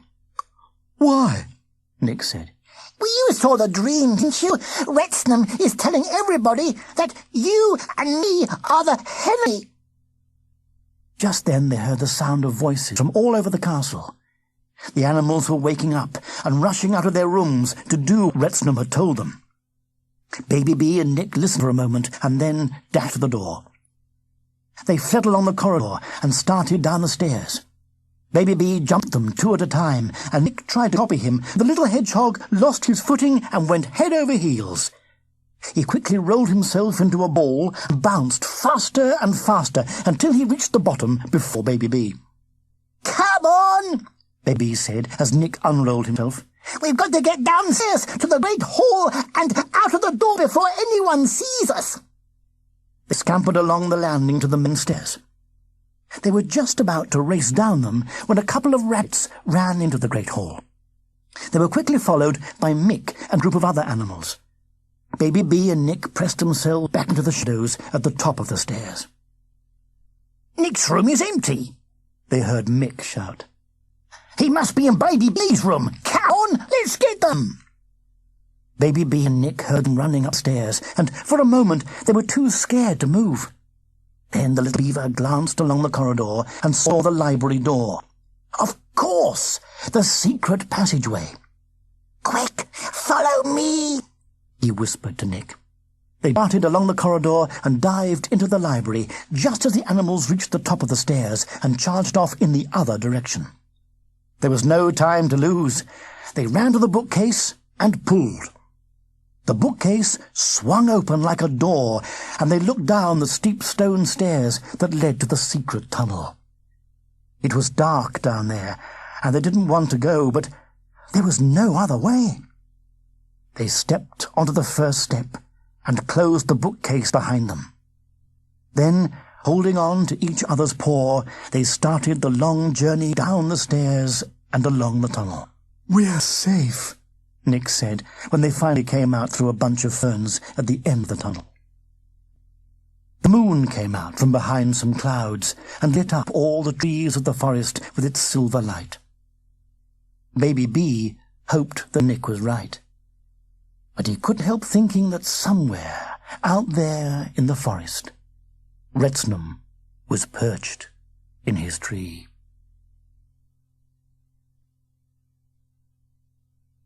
Chapter 13. Baby B and Nick crept along the forest path. The moon shone through the trees, casting scary shadows on the ground. Every few seconds, the 2 young animals froze, their ears pricked and their eyes wide open to check for danger. Suddenly, a wind blew across the forest, rattling branches and making the leaves whisper and flap. Baby B and Nick peered anxiously up at the trees. Perhaps Retnam was up there somewhere, ready to swoop down and grab them with his sharp raven's claws. The wind passed, and silence fell. Now it was so quiet, they felt as if the noise from every step they took was echoing round the forest, telling their enemy where they were. Hardly daring to breathe, they tiptoed onwards through the heart of the forest. They moved so slowly that it took ages and ages before they came out of trees and stood on the edge of the open fields. The moonlight was so bright that if Retnam was flying above the island, he would see them at once. They hid under a clump of ferns and waited until, finally, some big cloud rolled across the sky and covered up the moon. Come on, Nick, Baby B whispered. If we do millions fast running, we can get to the manor before the moon comes out again. Why is we going there? Because I know a million's good place for hiding. Quick! Under cover of the darkness, they sped across the fields and through the orchards that led to the manor. Just as they reached the front door, the moon came out from behind the clouds and flooded everywhere with its cold light. They pushed open the door and darted inside. The rambling old house belonged to Mr. Edgar, but Baby B and his parents had lived there for a while, until they moved into Beaver Towers. Now Mr. Edgar used it as a place to stay when he wanted a bit of peace and quiet. Since he'd been away, nobody had been there, and it smelled dusty and unlived in. Baby B led the way along the corridor, down some twisting stone steps, along another corridor, and down some even twistier steps. He opened a door into a small room and ran straight across to the huge fireplace. Carved into the stone on the back wall of the fireplace was the figure of a beaver. Baby B reached up and pressed the flat tail of the figure, and the stone swung open to reveal a doorway. "Where does it go?" Nick asked, peering down the steps inside. "It's the cellar where Grandpa Edgar keeps the logs," Baby B said. "Nobody will ever finding us here. Come on." It was very dark in the cellar, but they lit a small oil lamp and made themselves comfortable on a pile of logs. Although Mr. Edgar was a long way away, it was good to be in his house. They could imagine him sitting in his favourite chair in front of the fire, and could almost hear his voice telling them not to worry. It made them feel safe at last. It was still night time, and they were very tired, but they didn't dare go to sleep, in case they dreamed about Retnam. Baby B made up a little tune and started humming it to help them keep awake. Nick joined in for a while, but then he suddenly stopped, and Baby B saw that he had tears in his eyes. "Why are you all crying?" he asked. "It's Mick," sniffed the little hedgehog, as a tear ran down his cheek. "He's been my friend for ever and ever, and now he doesn't like me any more. And he says I'm a enemy, and it's not true, because I'm not a enemy. I'm me." "Oh, don't be sad," Baby said. "It's not the proper Mick. It's only a hippotrized Mick, and that's not the same. It's like my mummy and daddy, and Mrs. Badger and Mr. Stripe. They all love us, really, but when you are hippotrized, you don't know what you're doing." Nick had stopped crying. Baby could see that his friend was still sad, so he reached over to give him a little pat. "Ow!" Baby B squeaked as his paw touched Nick's sharp spines. "Why are you always so prickly?" "Because I'm a hedgehog," Nick said. "And if you haven't got any prickles, you can't be a hedgehog." The idea of a hedgehog without any prickles made Baby B giggle, and soon Nick saw a joke and started to giggle too. The giggles turned to laughter, and they laughed so long and so hard that they both felt cheered up, and they started to hum Baby B's tune again. Then Baby B began to make out words for the tune, and very soon they had a whole song, and they sang it together. Baby B sang the long lines, and Nick sang the short lines. This was how it went.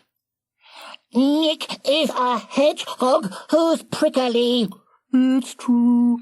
He's covered all over so thickly, Like glue. with spines that lift up very trickily. They do. Don't tickle him to make him feel tickly. Or you. We'll soon run away millions quickly, Toodaloo. with a poor paw that feels very sickly. Boo-hoo. They sang the song the rest of the night, and most of the morning too. It made them feel happy, and it helped stop them from nodding off to sleep. Then, around lunchtime, they both started to get hungry, and the gnawing pain in their tummies meant that they couldn't have fallen asleep, even if they had wanted to. "I'm starving," Nick groaned towards the end of the afternoon. So am I, Baby B said. Let's go and see if Mr. Edgar has left anything in his cupboard. They crept upstairs to the cupboard, but it was bare. They went into every room, hoping to find something to eat, perhaps some nuts or even a few crumbs from one of Mrs. Badger's delicious chocolate cakes that Mr. Edgar loved so much. But there was nothing. Then Baby B peeped out of the window to make sure that nobody was coming to search for them. He looked across the fields and noticed all the apples lying on the ground in the orchards. "Oh, Nick, look!" he called. Nick pressed his nose to the window and licked his lips. "Yum, yum! I love apples. Can we go out and get some?" "It's a bit too very dangerous," Baby B said, shaking his head. But the apples looked too crisp and crunchy to resist. "I know. We can wait until it's night. Then we can run out and pick up some apples and come back before anyone sees us." "Yes, good idea," Nick agreed, his mouth watering at the thought. They sat by the window, watching the sun sink oh so very slowly down behind the trees. Their tummies rumbled and grumbled as they waited. But finally the last bit of light faded from the sky. They opened the front door. It was dark night out there, and they were both scared. But their hunger was stronger than their fear. They took a deep breath and ran out into the darkness. Chapter 14. It was dark and dangerous out in the orchard, and the plan was to dash back to the manor as soon as possible. But when Baby B and Nick smelt the apples, they couldn't resist taking a little bite. And once they had taken that first bite, they couldn't resist taking another, and another, and another. They quickly gobbled their way through one whole apple each, stalk and pips and all. It was so delicious and juicy that they forgot about everything else and stayed there, munching and crunching their way through a second apple, and then a third. It was only when they heard a faint drumming sound in the distance that they stopped eating and looked up. The noise grew louder and louder, and the earth started to shake. It was the pounding of hoofs. Some creatures were galloping towards the manor, and they were coming fast, nearer and nearer. There wasn't even time to run back indoors and hide. Nick gave a little squeak of fear and rolled up into a ball. "No, Nick," Baby B said quickly. "You'll get all treaded on there. Quick, grab hold of my tail." Baby B felt Nick grab his tail, then he sprang onto the nearest tree and scrambled up the trunk. They had just reached the first branch when they saw 6 sheep burst round the side of the manor and gallop towards them through the orchard. Baby B and Nick hid among the leaves and watched as the sheep thundered under the tree. "Hurry, hurry!" the first sheep called to the others. "Everyone to the castle! Retnam is waiting!" "Retnam! Retnam!" the others bleated as they raced away through the orchard and across the field towards the forest. They waited a while to make sure the sheep had gone, and then Baby B climbed back down the tree. As soon as they were on the ground, Nick let go of his tail and started running towards the manor. "Wait! Come back!" Baby called. "Why? We must go and hide again," Nick said. "We can't hide forever and ever. We must do something. You heard the sheep. Everybody is going to Beaver Towers. We must go and find out why." "Oh no, Baby B, I don't want to." Nick started running back to the manor again, but when he saw Baby B walking towards the forest, he turned round and ran after him. I don't like this idea, Baby B," Nick panted, when he caught up with him at the edge of the forest. "You don't have to come if you don't want to," Baby B said, and kept walking down the path into the forest. He hadn't gone very far, though, when he suddenly got scared. It would be horrible to go through the forest on his own, and it would be even more horrible to be at Beaver Towers all by himself. He was just about to turn round when he heard a rustling noise in the leaves behind him.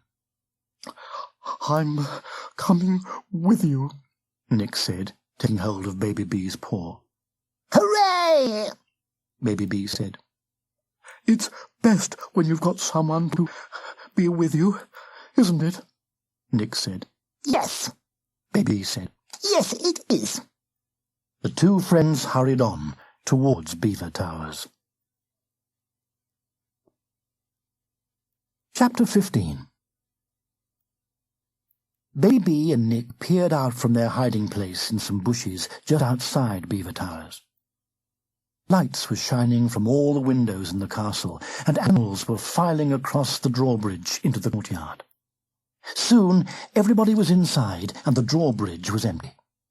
Only a buzz of excited chatter could be heard from the courtyard. "Come on," whispered Baby B. "let's go and see what's happening." They crept out from the bushes and tiptoed across the wooden drawbridge. They hid in the shadows of the archway and peeped into the courtyard. All the animals of the island were there, crowded round the steps leading to the main door. Suddenly, the door opened. A hush fell over the crowd. Retnam hopped out of the great hall and stood on the top step. He glared down at the animals with his glittering eyes. They all bowed their heads as if they were afraid to look at him. "Who is your master?" screamed the raven, and his croaky voice echoed round the courtyard. "Retnam, Retnam," the animals shouted. "Yes, for the moment I am your master. I have spoken inside your heads, and you are mine. But I serve a greater master, and when he comes here, he will be your master too. I speak of the Prince of Darkness." The animals all shivered at the sound of this name, and they bowed their heads even lower. "You do well to tremble," Retnam croaked. "He is all-powerful, and he shows no mercy to his enemies. For many years he has yearned to rule over this island. His servants, Owen and Nomed, were sent to win it for him, but they failed. I, Retnam, will not fail. Soon he will arrive, but before that glorious moment there is work to be done. You are all my loyal followers, but there are some creatures of the island who still refuse to bow to me. You, Badger, come up here and tell us the names of these traitors." Baby B and Nick gasped as they saw Mrs. Badger climb the steps and turn to face the crowd. She opened her mouth to speak, but something stopped her. She shook her head as if she was confused. Retnam squawked angrily and flew up and dug his claws into her shoulder.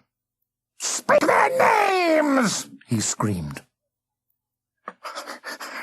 "Baby B and Nick," Mrs. Badger said.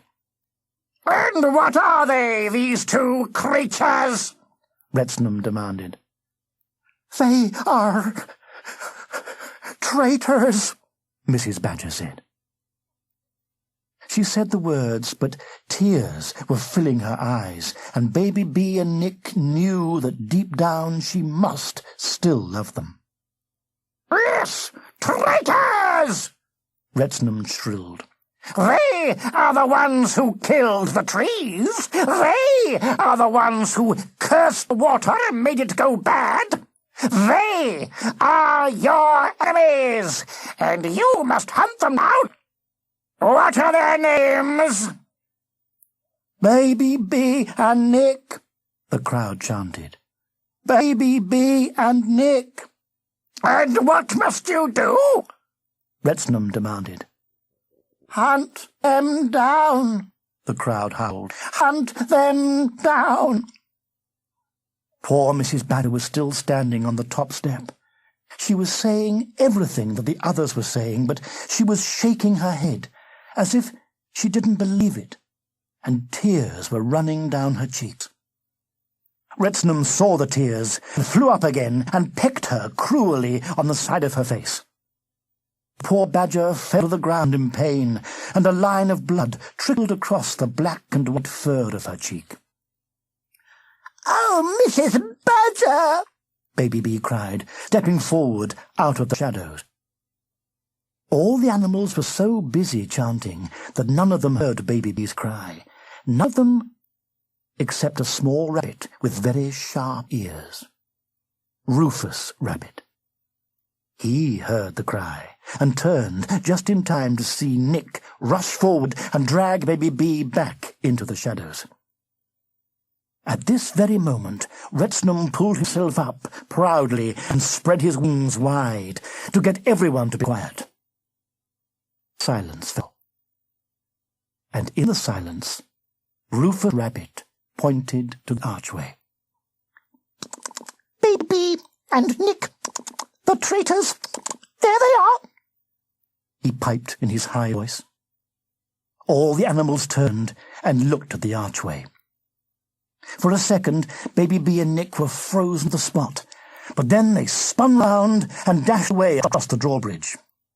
"Hunt them down!" screamed Retnam as he flapped into the air. He soared high above the castle wall and then dived.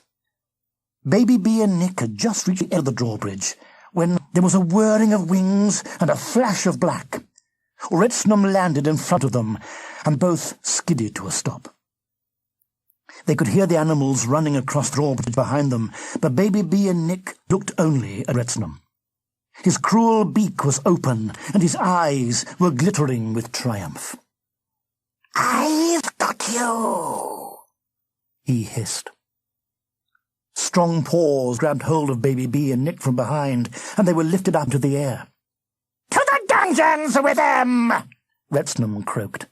"Lock them in and leave them. Soon they will sleep. And when they sleep, I will speak inside their heads, and they will obey. Take them away!" Baby B and Nick were carried down to the dungeon and thrown inside.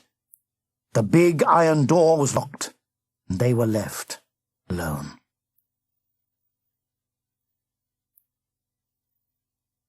Chapter 16. Baby B wasn't frightened. Baby B wasn't sad. Baby B was angry. "That Rufus Rabbit!" he growled as he paced up and down in the dungeon. "That pesky Rufus Rat! The next time I see him, I'm going to give him a big biff right on the end of his silly, twitchy nose. I know he's only a henfant, and Mr. Strife says you must be kind to henfants, but look what he's done! We're locked up in this dungeon, and it's all his fault." Nick didn't say anything. He was frightened and sad. He sat in the corner and wished he could like the old days, when he was one of the mechanics polishing with Anne and Mick. How lovely to be out in the open air, making Doris's paintwork shine, rather than trapped here in damp and gloomy prison. Nick looked round and sighed. The thick metal door was locked. The walls were carved out of solid rock. The one tiny window high up near the ceiling had iron bars so close together that even a small hedgehog wouldn't be able to squeeze through. It was hopeless to think of escape. And Retnam was right. Sooner or later they would have to go to sleep, and he would be able to talk to them, and make them do anything he wanted. Bit by bit, Baby calmed down. He stopped grumbling about Rufus Rabbit and looked round the dungeon, as if he had only just realized where he was. He shook the door. Then he banged his paws against it. He tapped the walls, and he scratched the rock floor with his claws. He even tried jumping up to reach the window, but it was much too high. "Oh, Nick," he said. "what are we going to do?" "I don't know. I can't think. I'm too tired." Nick yawned a big yawn and closed his eyes. "No! Baby B shouted. No, don't go to sleep. Come on, get up. We must do walking up and down." He pulled Nick up, and they started walking round the dungeon. Walked and talked. They walked and sang their song. They walked and told silly jokes. Up and down, round and round. They walked until their claws ached. "I got to sit down," Nick puffed. "Me too," Baby B said. "but we mustn't go to sleep. I've got a good idea. I can sit on you." "Sit on me? Why?" "Well, if your prickles stick in me, I can't sleep. And if I squash you, you can't sleep as well." They tried it. But Nick was much too prickly, and Baby B was much too squashy, so they had to stop. "We must do walking again," Baby B said. "I can't," Nick groaned. "I want to sleep." "No, we can't. If we sleep, Retnam will get us. We can sit down a little bit, but we must sing the song to keep us awake. 1, 2, 3. Nick is a hedgehog who's prickly. "It's true," sang Nick fully. He's covered all over so thickly. Like glue." They sang the song all the way through, and then started again. But their singing got slower and slower as their eyes got heavier and heavier. First, Nick's eyes closed, and a moment later, Baby B's head nodded forward, and his eyes closed too. A few minutes after they had fallen asleep, there was a flapping of wings, and a bird flew into the dungeon.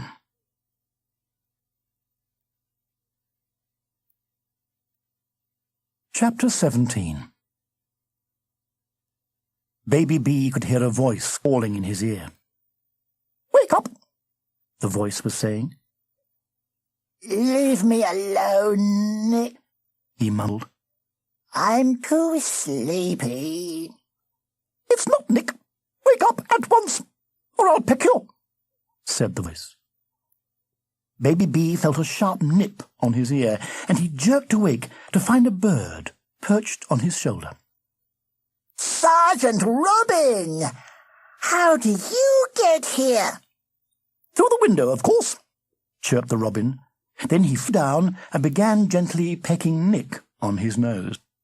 The little hedgehog twitched and opened his eyes. "No more sleeping. It's time to go," said the robin. "Have you come to take us to Retnam?" Baby B asked, suddenly afraid. "Retnam? Take you to that old lump of evil? Of course not. We've come to set you free." "Who's we?" Nick asked.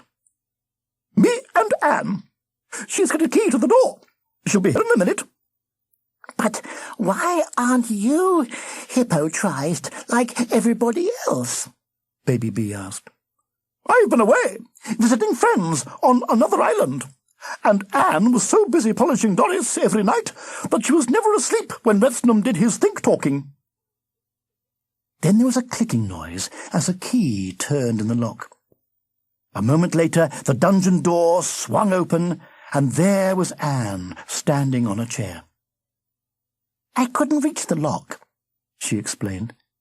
"I'm all puffed out from pushing the chair. Come on, no time to lose. Nearly everyone's asleep, but Retnam has left some animals on guard, so we'll have to be careful." "I'll meet you outside," chirped Sergeant Robin as he flew out of the window. Anne jumped down from the chair and started climbing the stairs. Baby B and Nick ran out of the dungeon and followed her. At the top of the stairs, Anne stopped and they all peered along the corridor. In the flickering light from the flaming torches on the wall, they could see a large rabbit who had been left on guard. It was Maxie, the laziest rabbit on the island, so they weren't surprised to see that he was leaning against the wall, asleep. They held their breath and began to tiptoe along the corridor towards him. As they got closer, they could hear Maxie's gentle snoring, and they could see his whiskers twitching in his sleep. Just as they passed him, he began to slide down the wall. They froze and watched Maxie slip lower and lower until his bottom bumped on the floor. He was so deeply asleep, though, that he didn't even open his eyes. He just rolled over and went on snoring. They hurried quietly along the corridor and up the next staircase towards the great hall. The hall seemed empty. They were just about to run across it when they saw the two badgers, Loco and Ches, standing in the shadows near the main door. It was a good place to stand guard. Anybody who took one step into the hall would be spotted at once. Baby B and the two hedgehogs just had to wait and hope that the badgers would go away or fall asleep. They waited and waited. The clock near the stairs chimed 4 o'clock, then past, then 5 o'clock. Loco and Ches showed no sign of going away, and there was no hope of them falling asleep because they chatted to each other all the time. "It'll be morning soon," Anne whispered. "If we stay here much longer, we're going to be caught." It was true, but what could they do? They were all busy trying to think of something when there was a tap on the door. The two badgers glanced at each other and then slowly opened the door and looked out into the courtyard. "Who's there?" called Ches. There was no reply. "Must be hearing things," Loco laughed, and they closed the door and started chatting again. There was another tap, louder this time, and the two badgers sprang to the door and threw it open. "What's going on?" Ches gasped as they looked out and found no one there. "Perhaps we ought to go and check in the courtyard," Loco said in a scared voice. You go first." "No, you go first," Ches said, pushing Loco in front of him. The two badgers went timidly out of the door and down the steps. As soon as they'd gone, Baby and the two hedgehogs dashed across the hall to the door, looked out and saw Loco and Ches busily searching the courtyard. Anne pointed to the car standing near the steps. "We can hide under Doris," she whispered. They waited until Loco and Ches had their backs turned, then they scooted down the steps and threw themselves under the car. Hidden behind the wheels, they watched as the badgers reached the far end of the courtyard and began walking back towards the steps. They got nearer and nearer, and finally stopped right next to the car. "What do you think?" they heard Loco ask. "I don't know," Ches said with a shiver. "All this talk about the Prince of Darkness coming is giving me the collywobbles. I suggest we go inside, lock the door, and don't open it, no matter who knocks." "Good idea," Loco said, and the two badgers hurried up the steps and closed the door behind them. As soon as they heard the key turn in the lock, Baby B, Nick, and Anne crawled out from under Doris and rushed across the courtyard. They sprinted over the drawbridge and along the path towards the forest. When they reached the cover of first trees, they stopped to look back at the castle.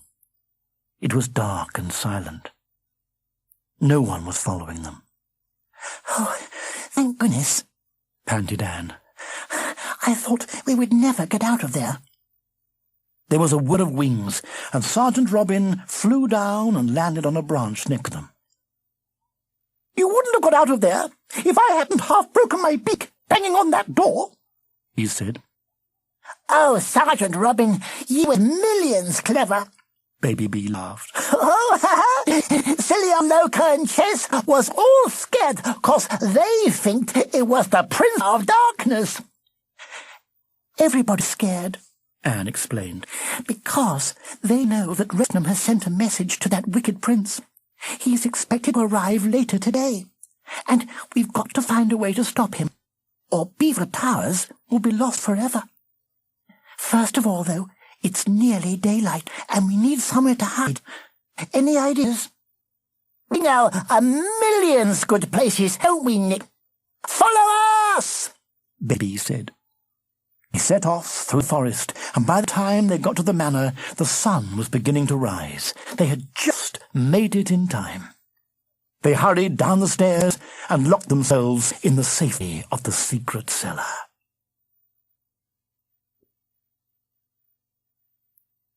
Chapter 18. Philip and Mr. Edgar pulled their boat up onto the beach and looked round. They were on a tropical island. Philip was amazed to see that the trees seemed to be coloured red and blue and yellow and green. Then a man stepped out of the trees onto the beach. He clapped his hands once, and there was a burst of noise as hundreds of parrots flew into the air. They winged their way across the jungle like a moving rainbow. "Tabby!" shouted Mr. Edgar. The man came forward and put his arm round the old beaver's shoulder. "Edgar, good to see you. I hope you like my colourful welcome. So, this is your young pupil?" "Yes, Philip, meet Master Tabritz." Philip held out his hand, and Master Tabritz gripped it warmly. He was a tall black man with a dazzling smile that lit up his whole face. His dark, laughing eyes looked closely at Philip for a moment. Then he nodded as if he liked what he saw. "Well, my old friend," Master Tabritz said, turning towards Mr. Edgar, "tell me how things are at dear old Beaver Towers. It's so long since I've been there." "Ah, if only I knew, Tabby," Mr. Edgar sighed. "We've totally lost contact. Young Philip here has been sending out think-talk messages for days, but we've had no reply." "Perhaps my power isn't strong enough," Philip suggested. "No, it's not that," Master Tabritz said. "Your power is strong. There must be a problem at the other end. Your messages aren't being heard." "That's what I'm worried about. We almost went straight home rather than come to see you," Mr. Edgar said. "No, you did right coming here. If there's any trouble at Beaver Towers, Philip is going to need all the power he can get." Master Tabritz put his hand on Philip's shoulder. "You've learned a lot about the world and about yourself, I can see that. The more you understand things like that, the stronger your power will become. So, are you ready for another lesson?" Philip nodded. "Good. Follow me." He led the way along a path through the jungle until they came to a large round building in the middle of a clearing. "My observatory," Master Tabritz said. "Let us go inside. I want to show you some wonders and mysteries. The wonders and mysteries of the universe." Chapter 19. Now that they were safe in the cellar, Baby B and the hedgehogs realized how hungry they were. They sat down and ate some of the nuts and apples they'd picked up on their way to the manor. It was a delicious breakfast, but after they had eaten it, Baby B and Nick felt more sleepy than ever. Sergeant Robin said he knew a herb that was good for staying awake. So they pushed open the secret door, and he flew off to try to find some in the forest. "Why did you do polishing Doris at night, Anne?" Nick asked, as they waited for the robin to come back. "Well, someone had to keep her nice and shiny," she said, giving Nick a meaningful look. "You got all stuck up and proud. Then Mick got all silly about helping Retnam, so he stopped working as well. Honestly, boys are useless." "No, we're not," Nick cried. "Who brought Retnam to Beaver Towers in the first place? Boys," said Anne. "Who got caught and put in the dungeon and had to be rescued by a girl? Boys. That's who. That was Rufus Rabbit's fault. Just wait till I get hold of him," blustered Baby. "Yes, well, he's a boy too. I told you, they're all useless." Baby B and Nick didn't dare say anything else, because they actually felt a bit useless, although they would never admit it to Anne. So they just sat there, trying to look as if they didn't care what she said. Luckily, Sergeant Robin came back at that moment, and there was something else to think about. He flew in with a branch in his beak. Baby B and Nick recognized it at once, from their lessons on plants. It was called Somstrop, and Mr. Stripe had taught them it was good for staying awake. They tore off some of the leaves and ate them. Almost at once they felt less tired, and they were ready to listen to the robin's news. While he'd been flying across the island, he'd seen animals everywhere, in the forest, in the fields, even along the seashore. It was obvious that they were looking for Baby B and Nick, and it was also obvious that sooner or later they would come to the manor. "Yes, but they can't finding us here," Baby B said, getting up and checking that the secret door was properly closed. "We're as safe as anything." The others hoped he was right. They all sat silently waiting as the minutes ticked by. Once Nick sneezed, and everybody jumped up with fright and then glared at him. "I couldn't helping it," he said. "Shh," the others said. The minutes ticked by. Anne was the first to hear it. She stood up, her eyes wide, and pointed at the ceiling. Then everyone else heard it too. Someone was moving around upstairs. They could hear the steps going from one room to the next. Then they heard steps coming down the stairs and along the corridor.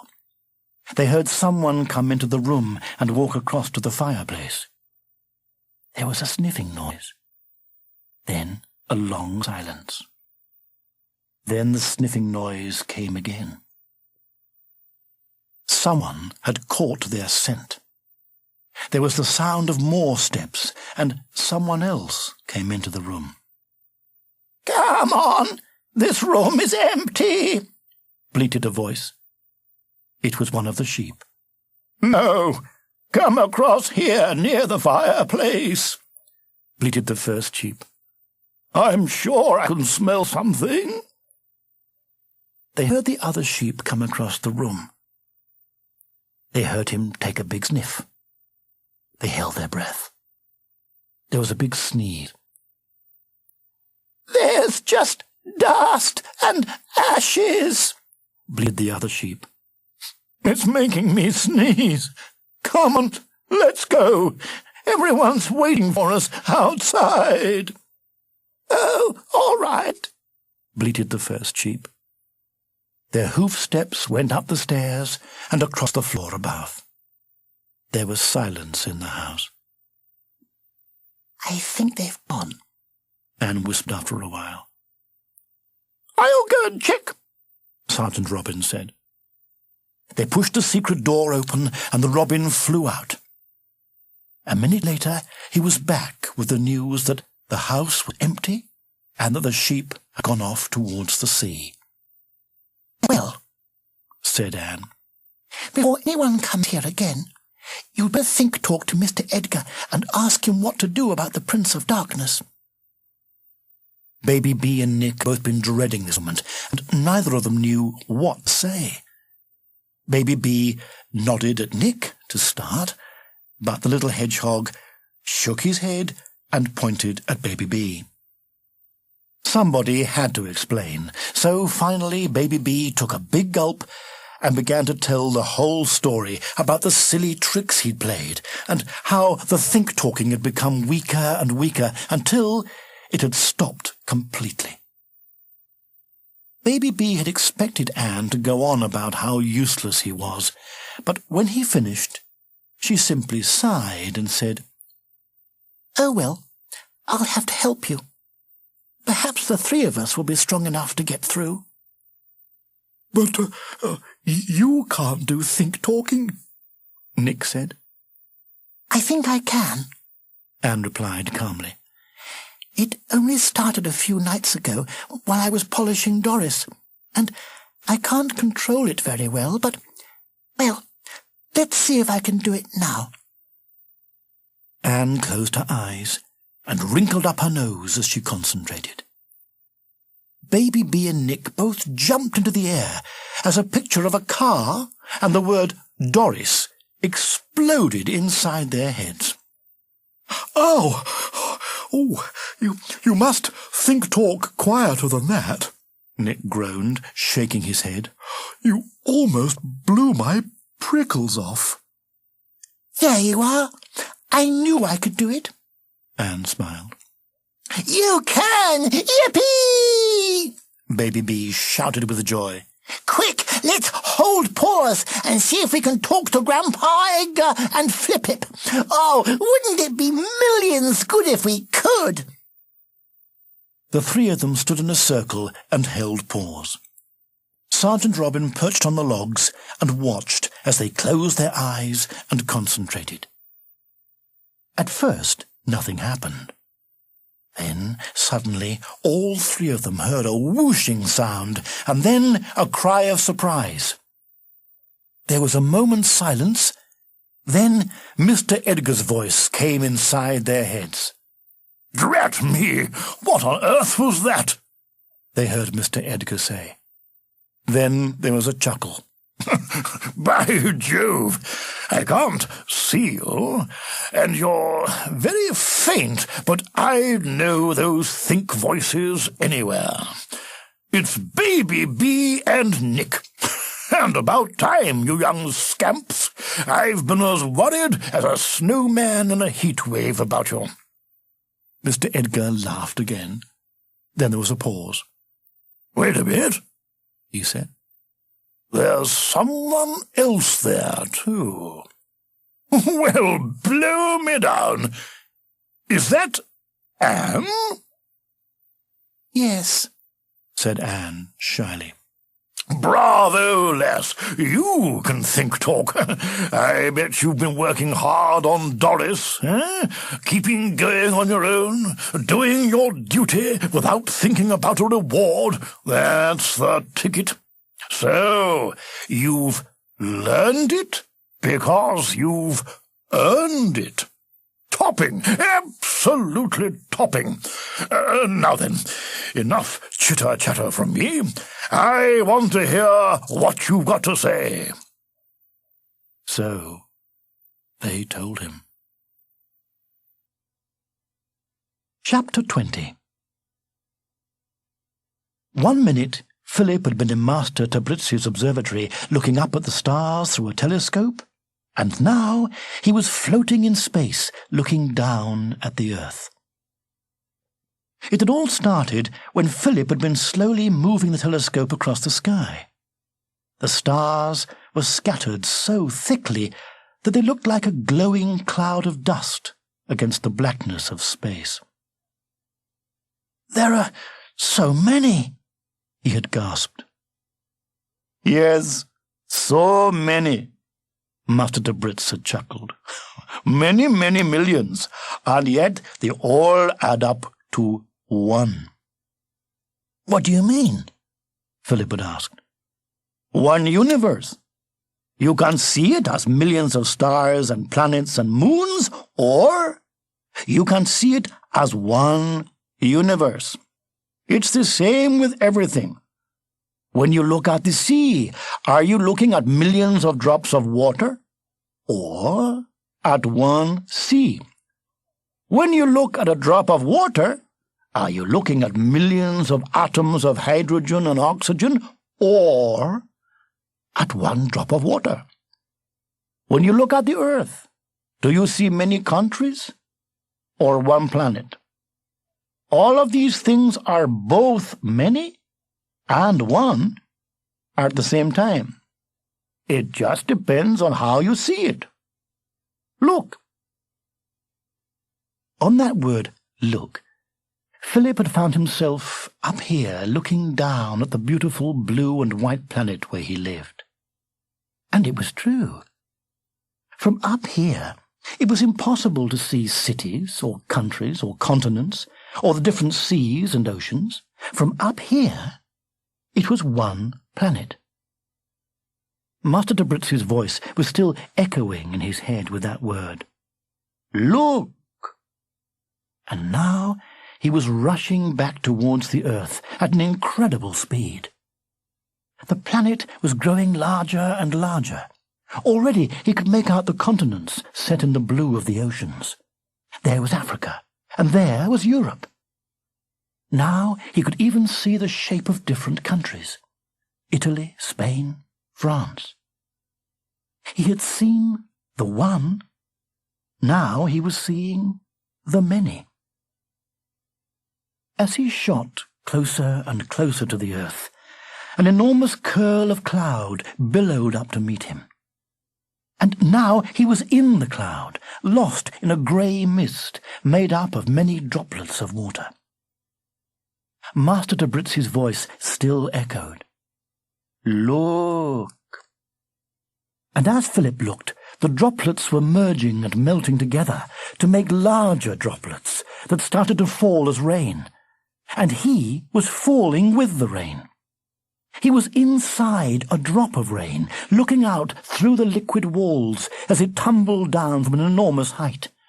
One drop of rain surrounded by millions of other drops. And inside the drop of rain, he found himself wrapped in a green fog as two gases swirled and twined together. And he knew that it must be hydrogen and oxygen mixing to form water. The word look still echoed in his head. So he looked, and he saw that each gas was made up of millions of atoms dancing together. And while his drop of rain continued to fall towards the earth, he fell towards one of the atoms. He burst through the fizzing surface of the atom and found himself in a silent emptiness so huge that it was like being back in outer space. But instead of looking down at the earth, he was looking across a vast distance towards a tiny speck at the center of the atom.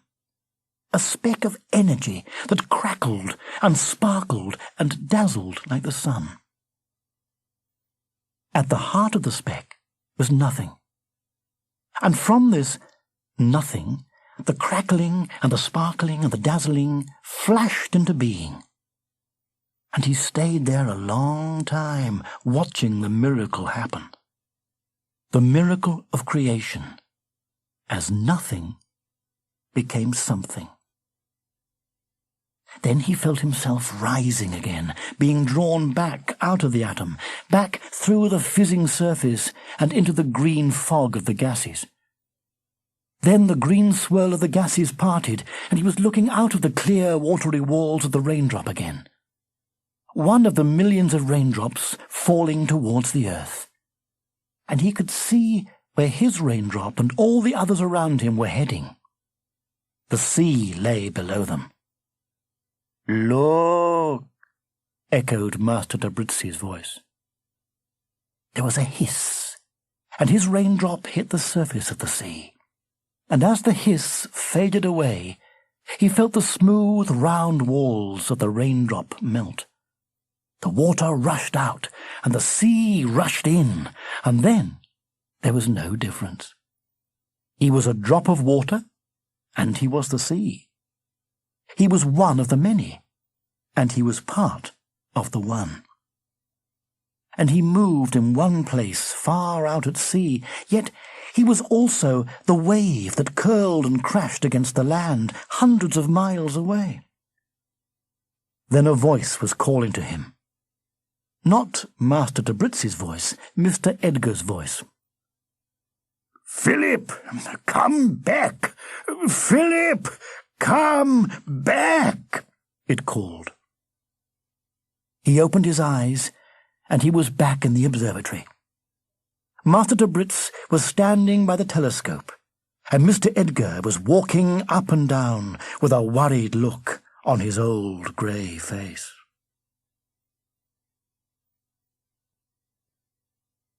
Chapter 21. "There's danger at Beaver Towers," Mr. Edgar said. "Terrible danger."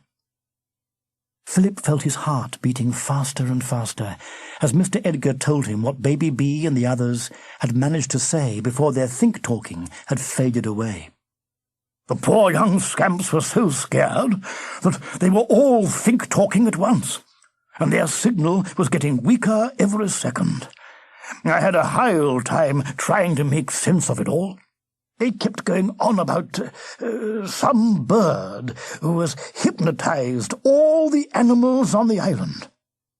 Now, what was the dratted name of the rotter?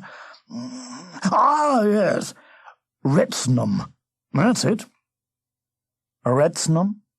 Master Tabritz said. I know that name.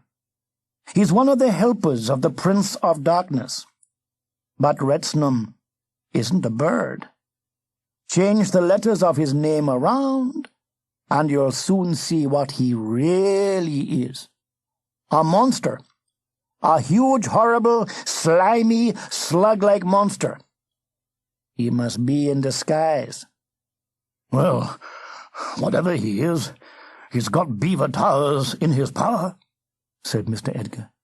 And the Prince of Darkness is on his way there to take control. We'll never get back there in time. In that case, your grandson and his friends will have to do battle on their own, Master Tabritz said calmly. But they're just 3 young animals. How can they do it? Baby B can't even think-talk properly anymore. You know what they say? Misuse it, and you'll lose it. Well, he's lost it. What do you want them to do, then? Master Tabritz asked, looking at Mr. Edgar. Lie down and wait for the Prince of Darkness to take them into his power? Even young animals can show love and courage. And remember, love and courage can work miracles. By Jove, you're right, Tabby, Mr. Edgar said, slapping Master Tabritz on the back. Never say die, eh? That's the stuff. Come on, young Philip. Show us how much you've learned. Get that power of yours working. See if you can contact our little heroes and tell them what they've got to do. Philip closed his eyes. He could feel the power bubbling up inside him, stronger than ever. There was a huge surge inside his head, and he sent his thoughts spinning out towards the manor. In a flash, he was there, looking at Baby B, Nick, and Anne, sitting on the floor of the cellar. They were holding paws, still trying to think-talk to Mr. Edgar, and they all jumped with surprise when he spoke to them. "Flip-up!" Baby B shouted with joy when he got over his shock. "Where are you?" I'm with Mr. Edgar in Master Tabritz's observatory. It's a very long way away, I'm afraid. "I wish you was here, Flip-up. Then you could biff smelly old Retson and bonk him on the head." I wish I was there too, Philip chuckled. Mr. Edgar and I will be back as soon as we can, but we won't be there in time to help you. You're going to have to deal with Retnam on your own. We can help, Anne and Nick said. So can I, chirped Sergeant Robin, flying down from his perch on the logs and landing on Baby B's shoulder. That's right, Philip said. You must all help each other. Evil creatures hate it when friends stick together and look after each other. What must we have to do, Flip-Ip? Baby B asked. First, you must tell the other animals the truth about Retnam. He's not really a bird, he's a monster. When they stop believing in him, he won't be able to hypnotize them. But they won't listen to me. Then you must go to Beaver Towers and think-talk to them. I can't, Baby B said sadly. I can't do proper think-talking now. I loosed it 'cause I mischewed it. Listen, Baby B, it's very important. You've got to do it, Philip urged. I can think-talk to you and help you, but you've got to be brave and go to the castle. But I'm not brave. Baby B suddenly wailed as he thought about the dangers ahead. Of course you are, Baby B, Philip said, and he sent out the warmest, most loving thoughts he could towards his friend. You're the bravest little beaver I've ever met. Am I really? Baby B asked with a shy smile. Yes, really. Well, you're the bestest human beak I ever met, Flip-Ip, Baby B said. Thank you. And Nick's the bestest Nick I ever met, and Anne's the bestest Anne, and Sergeant Robin is the bestest Sergeant Robin, Baby B said. Then he added, and Retnam is the smelliest of all smellies. Everybody laughed, and the laughter seemed to fill Baby B with courage, because he stood up and said, And I'm going to Beaver Towers, and I'm going to biff him to make him go away. Paws up, anybody who wants to help. Nick and Anne quickly raised a paw, and Sergeant Robin lifted the tip of his wing. Hooray! Cried Baby B. Come on, let's go. Good luck, Philip said. And remember, I'll be there if you need my help. He watched as they ran up the steps, pushed open the small stone door, and rushed out of the cellar. He let the picture of the manor flicker and fade away. He opened his eyes and found himself back in the observatory with Mr. Edgar and Master Tabritz. Nobody said anything, but in the silence he knew they were all thinking the same thing. Baby B and his friends had gone charging off bravely, but they were only small animals, and they were facing a mighty force of evil. They had love and courage on their side, but if they failed, they would be crushed, and Beaver Towers would be lost forever. Chapter 22. Baby B and the two hedgehogs set off along the path, and Sergeant Robin went winging away across the forest to check for danger. As the sun dipped below the trees, there was a cool dampness in the air, and a mist began to rise from the ground. Bushes loomed out of the mist like ghosts, and the three friends walked closer together and looked round anxiously. Wings fluttered above them, and they all ducked, thinking it was Retnam. But it was Sergeant Robin. He told them that the forest was all clear, and that he'd flown over the castle and seen everyone standing completely still in the courtyard. They is waiting for the Prince of Darkness, Baby B said with a shiver. He wanted to turn right round and go back to the safety of the manor, but he smiled at the others and pretended he wasn't scared. Come on, there's nobody in the forest, so we can do running. They ran along the misty forest path until they came in sight of the castle. Then they hid under some bracken to decide what to do next. The sun went down and night fell as they tried to think of a plan. "We've got to tell everyone about Retnam," Anne said. "But we can't go in the courtyard, or they will catch us," Nick pointed out. "I've got a good idea. Baby B said. We go in the secret tunnel to the castle. Then we climb out of a window near the courtyard, and we will be too very high to be catched." They all agreed that it was a good plan, so they crept along the edge of the forest until they came to the steps that led to the tunnel. They parted the ferns and started down the steps, then stopped in surprise. The entrance to the tunnel was blocked by a row of wooden stakes. "Retnam must have thinked we might come in here," Baby B groaned. "We'll have to go across the drawbridge then," Anne said. "No, there'll be guards waiting for us. Probably that pesky Rufus rabbit," Baby B said. Then he took a good look at the stakes. "It would take me millions long, but I can make a hole in the wood." It did take a long time, hours and hours, while Anne and Nick sat on the steps and watched Baby B gnawing at the wooden posts. Sometimes they helped by clearing away some of the wood chippings, but it was Baby B who did all the hard work. Sergeant Robin kept flying off to see what was happening in the courtyard, but he always came back with the same report. There was no sign of Retnam, and the animals were still all rooted to the spot, waiting. "Finished," Baby B said at last. "Phew, my teeth don't half feel tired." They patted him on the back for all the hard work he'd done. Then they squeezed through the hole he'd made.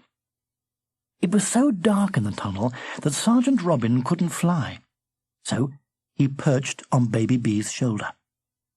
They moved forward, slowly, feeling the ground in front of them in case Retnam had left any traps for them. The walls were wet and slimy, and the constant drip, drip of water echoed along the tunnel, sounding horribly like footsteps following them. They were glad when they felt the ground slope upwards, and they came to the steps that led up to the library. They climbed up the twisty rock staircase and reached the secret door. Baby B leaned forward to push it open, but Nick tugged at his dungarees to stop him. "Supposing Retnam's in the library," the little hedgehog whispered. Too late. Baby B had already put his weight against the door, and it had started to swing open.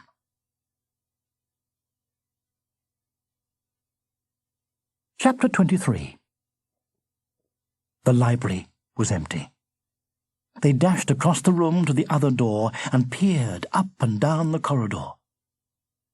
No one. They tiptoed along the corridor and down the stairs to the next level. From here, the windows looked out directly onto the courtyard. Baby B opened one of the windows, and Sergeant Robin flew out across the courtyard and landed on the castle wall opposite. Anne and Nick climbed out onto the ledge. Then Baby B heaved himself up and joined them outside. The ledge was quite wide, but it was very high up, and Baby B felt a bit dizzy when he looked down. He moved slowly along the ledge, followed by Nick and Anne, until they were right above the main door to the castle. The only movement below was from the flickering flames of the torches that lit up the courtyard. All the animals were standing as still as statues, staring at the door. They were in a deep trance. "I'm going to shout to wake them up," Baby B said. "But supposing Retnam hears you and comes and gets us?" Nick whispered with a shiver. "Oh, yes," Baby B said. I know. Let's try and think-talk to them. He took hold of Anne's paw, and she held on to Nick's paw. They closed their eyes and concentrated. Don't listen to Retnam, Baby Bee thought as hard as he could. Mr. Edgar and Flippip is coming back, but you must have to stop being hypnotized by smelly Retnam. Lift your paw or your hoof if you can hear me. He opened his eyes. None of the animals had moved. They were still staring at the door. They can't hear you, Anne said. Try again. They closed their eyes and squeezed their paws tighter, while Baby Bee tried even harder to think-talk to the animals below. He thought and thought, but still they didn't move. Baby Bee was just about to try for a third time when there was a sound of the door opening below. Light spilled out from the open door onto the top of the steps, and Retnam came hopping out of the castle. He stood on the top step and gave 3 loud croaks. The animals blinked and stirred as they came out of their trance. Then they caught sight of the big black bird with the light shining on him, and they began clapping and cheering. Rufus Rabbit ran to the front of the crowd and began chanting. Retnam, Retnam! All the animals joined in the chant, and soon the courtyard echoed with his name. The raven stood for a while, his eyes glittering with pride. Then he opened his wings wide. At once the animals fell silent. I have great news, Retnam croaked. The Prince of Darkness is coming. At this very moment he is on his way. He will be here by dawn. Soon you will be his slaves, and you will obey his every word. Who do you love? The Prince of Darkness, the animals cried. Who do you love? Retnam croaked again. The Prince of Darkness. It was so terrible to see all the animals of the island calling out this dreadful name that Baby Bee forgot what he was doing. He leaned over the edge of the ledge and shouted out loud, No, no, you don't love the Prince of Darkness. He's evil. A silence fell over the courtyard. Some of the animals looked about them, puzzled, as if they had heard something, but didn't know where it was coming from.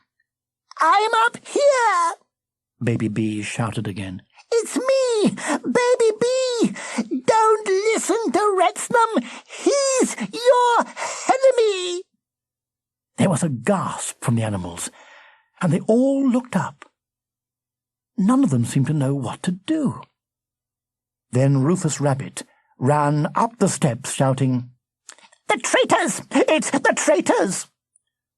There was a terrible squawk from Retnam, and he beat his ragged wings and flew into the air. He rose high above the courtyard and looked down. Baby Bee, Nick, and Anne pressed back into the shadows against the wall, hoping to hide, but it was no use. Retnam saw them at once and dived to attack. Baby Bee cringed low and closed his eyes as the bird plunged towards them. He felt wingtips brush across his back. Then he heard 2 little screams. When he opened his eyes, he saw Retnam flying away with Nick clutched in one claw and Anne in the other. For one awful moment, Baby Bee thought that the evil bird was going to let them drop to their death in the courtyard. Instead, he swooped low and put them down next to Loco and Ches. Guard them! I will deal with them later, Retnam croaked to the 2 badgers. Then he hopped round and looked up towards Baby Bee. But first, I will kill that stupid little beaver up there. Just then, Baby Bee heard a noise from the window, and he glanced round to see Rufus Rabbit scrambling out onto the ledge. It's the traitor, squeaked Rufus, and he began to run along the ledge towards Baby B. The young rabbit had only taken a few steps, though, when he happened to glance down and see how high up he was. It was such a shock for him that his front paws got all tangled up with each other, and he tripped. He tumbled flat on his face and rolled off the edge. At the last moment, he managed to grab hold of the edge with one paw. His little claws dug into the stone, and he hung there high above the courtyard. His weight was too much, though, and his claws suddenly slipped and slid nearer the edge before he managed to dig them in again. Help! Rufus screamed to Baby B. Help! For just 1 second, Baby B thought, Serve him right. Let the pesky little thing fall. But even before he'd finished thinking it, he had darted forward and grabbed the little rabbit's paw. He pulled him up and set him down safely on the ledge. Rufus Rabbit's big eyes filled with tears, and he started to tremble from head to foot. Don't cry, silly Billy, Baby B said gently. You're safe now. There was a strange tingling inside Baby B's head, and his brain was suddenly filled with words. 4 down, Mummy, fall, Baby B, Mr. Retnam, Mummy, traitor, hurt me, friend. Baby B realized he was hearing the jumble of scared thoughts that were racing round in Rufus Rabbit's head. That must mean that his think-talking powers had started to come back. There was a loud flapping noise, and Baby B spun round to see Retnam flying towards them. Rufus Rabbit saw him too. He gave a squeak of fear and covered his eyes with his paws. Baby B pushed the little rabbit back against the wall and stood in front of him. Retnam was coming. His cruel beak was open, and his razor-sharp claws were raised. There was a blur of red as something dived down from the sky. It was Sergeant Robin. The small bird pounced on Retnam, pecked him on the head, and went whizzing away with a couple of black feathers in his beak. The raven let out a croak of anger and gave chase. The brave little Robin had done it to save Baby B, but now he was the one in danger. Retnam was nearly on him. The huge raven opened his beak, ready to snatch him out of the air and crush him. But the robin knew exactly what he was doing. Just as Retnam swooped down on him, Sergeant Robin dodged to the side and dived towards the courtyard wall. He darted into a crack between 2 stones in the wall and hid. The hole was far too small for the big bird to follow, so the robin was safe. Retnam let out an angry squawk, wheeled round in the air, and started back towards Baby B. This time, Sergeant Robin wouldn't be able to save him. This time, Retnam's pointed claws would grab him and hurl him down into the courtyard. Baby B shivered, and tears started to fill his eyes. Then, suddenly, he heard Philip calling to him inside his head. "Come on, Baby B, don't be afraid. I'm here with you. Remember what I told you. Retnam isn't a real bird at all. He just looks like a bird because of magic. Laugh at him. Trick him into showing you what he really is." I can't, Baby B cried. I'm too little. I can't. "Yes, you can," he heard Philip say. "You rescued Rufus. That's why your think-talking has come back. Now you must be just as brave and trick Retnam. Laugh at him. Come on. It's your last chance. Do it now." As Retnam flew towards him, Baby B felt Philip's power filling him. He opened his mouth and shouted with all his might. "Yoo-hoo! Smelly Retnam!" he called. "I I'm not scared of you. You're just a silly old bird. Baby Bee saw the look of surprise in Retnam's eyes, and it gave him the courage to go on. He took a deep breath and started singing a silly song that he'd learnt in the playground at school. Hee hee, cup of tea, you couldn't scare a flea. Retnam let out a scream of rage. Not scared of a silly old bird, eh? He squawked. Well then, take a look at what I'm really like. Baby Bee gasped as he saw Retnam begin to change. The body grew larger and larger, and the glossy black feathers began to melt into wet skin. In an instant, the raven had turned back into his real shape. He was a huge, glistening slug with green slime oozing from his hideous mouth. The sight was so awful the Baby Bee had to close his eyes, but he could still hear the monster's horrible voice. You see? He heard Retnam hiss. They don't call me Retnam the monster for nothing, and now I... Oh, no! Help! There was a terrible scream, and Baby Bee opened his eyes in time to see the monster falling towards the courtyard. Philip's trick had worked.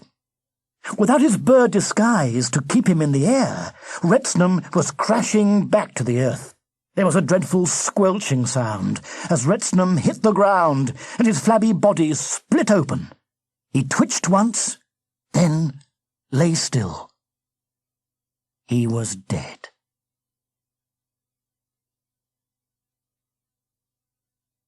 Chapter 24. For a moment there was total silence in the courtyard. Then, suddenly, all the animals began shaking their heads and yawning and rubbing their eyes and stretching their arms up in the air. It looked just as if they were waking up after a long sleep. Baby Bee felt a movement behind him, and Rufus Rabbit pushed past him. Up here! Shouted the little rabbit. He's up here! Oh no! Did Rufus Rabbit still think he was a traitor? Was he still under Retnam's power? If he was, then all the other animals would be too. Baby Bee is up here! Shouted Rufus again. He's the one who killed Retnam! The little rabbit grabbed hold of Baby Bee's paw and held it up in the air. 3 cheers for Baby Bee! Shouted Rufus. Hip hip! Hooray! The courtyard echoed with the cheers of each and every one of the animals, and Baby Bee knew they were his friends again. Yippee! He shouted. You've stopped being hippotrized! Everyone began laughing and hugging each other and jumping around with happiness. Rufus Rabbit got so excited, jumping up and down, that he nearly fell off the ledge again. So Baby Bee took hold of him and led him back inside. They ran through the castle and down into the courtyard. Anne and Nick were waiting for Baby Bee by the steps, and all the animals started cheering again when they saw the 3 young heroes together. Baby Bee's mother and father ran up and kissed him and hugged him, and it was wonderful to feel how much they loved him. "Oh, Baby Bee," said Mrs. Badger, coming up to him. "Bless my soul, I just don't know what to say. To think that I called you a traitor, and... oh, dear, it's so terrible." She pulled a hanky from her apron and burst into tears. We're sorry too, called Loco and Ches. So am I, said Mick, giving Anne and Nick a little hedgehoggy kiss on their snouts. We're all sorry, Mr. Stripes said. That wretched Retnam made us all lose our heads. You see, Mrs. Badger, Baby Bee said, putting his arm round her neck. You couldn't helping it. You just losted your head. Mrs. Badger had to chuckle. She wiped the tears from her eyes and gave Baby B a big hug. At that very moment, a flash of lightning zigzagged across the sky, and a crash of thunder shook the courtyard. "The Prince of Darkness!" Mr. Stripe shouted. "We've forgotten all about him! Quick!" Mr. Stripe ran up the steps to the top of the castle wall, and everyone followed. They looked out across the forest towards the sea. The first glow of day was touching the horizon, but the sky was still very dark. Then they saw it. A huge cloud, darker than the night, was racing towards the island. Lightning flashed from its base, and thunder boomed from its heart. The cloud sped closer, and they began to feel the wind that howled around it. The trees of the forest bent and swayed. Millions of leaves were ripped from their branches and sent swirling up into the sky. Lightning lit up the cloud again, and the animals saw the face. One moment there was just boiling, twisting vapour. The next moment it was the face of the beast, a wild, terrible beast, the Prince of Darkness. His red serpent eyes opened, and the animals stepped back in terror. Then they heard Mr. Stripe's voice above the roar of the storm. "Hold paws!" he cried. "Hold paws! He thinks we are still in Retnam's power. He thinks we are scared and that we hate each other. Show him that he is the one we hate. Hold paws and show him!" Mr. Stripe grabbed hold of Mrs. Badger's paw. She took hold of Nick's paw. Nick took hold of Baby B's paw. Baby B took hold of Rufus Rabbit's paw. All the way down the line, the animals took each other's paws and held them up. The red serpent eyes blinked in shock. Those cruel eyes grew wide again, and a dreadful roar rolled out of the cloud. But the animals stood firm. No one ran away. They held paws and faced the beast. The eyes snapped shut. The face faded away. The wind stopped howling. The first rays of the morning sun shot up into the sky and pierced through the cloud. Bright golden light shone through the centre of the shadowy mists, melting it to nothing. The animals stood there, paw in paw, until the night had gone, and Beaver Towers was bathed in warm sunlight.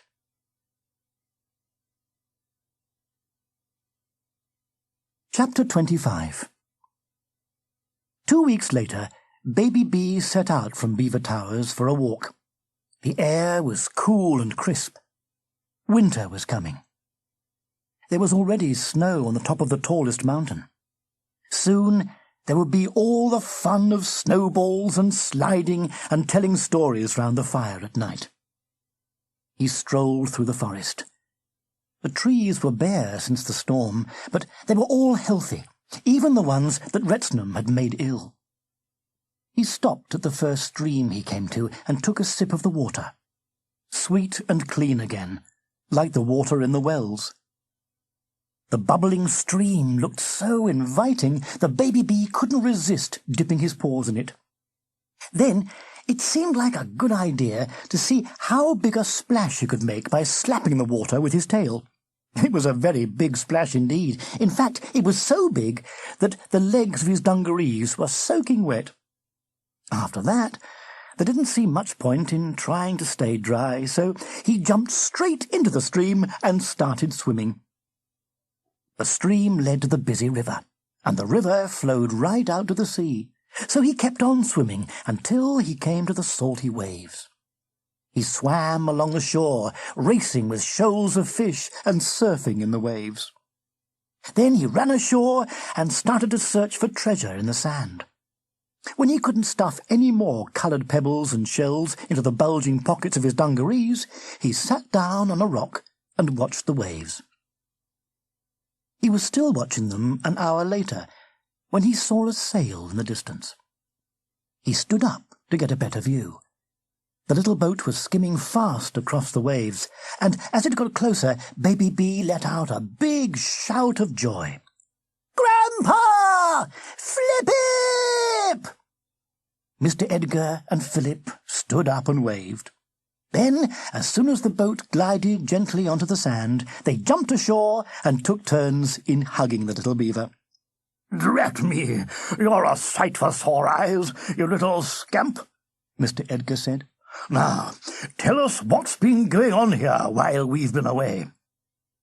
Philip lifted Baby B up onto his shoulders, and the little beaver started his story as they walked along. His excited voice rang out among the trees as they crossed the forest, and he was still chattering away when they reached the castle. "By Jove, it sounds as if we're lucky to find the old place still standing," Mr. Edgar said as they crossed the drawbridge. "Oh, it's so good to be home." Mrs. Badger was the first to see them arrive, and her cries of joy brought everyone running to the courtyard. In no time at all, a welcome-home party had started in the great hall. There was singing and dancing and plenty of delicious food.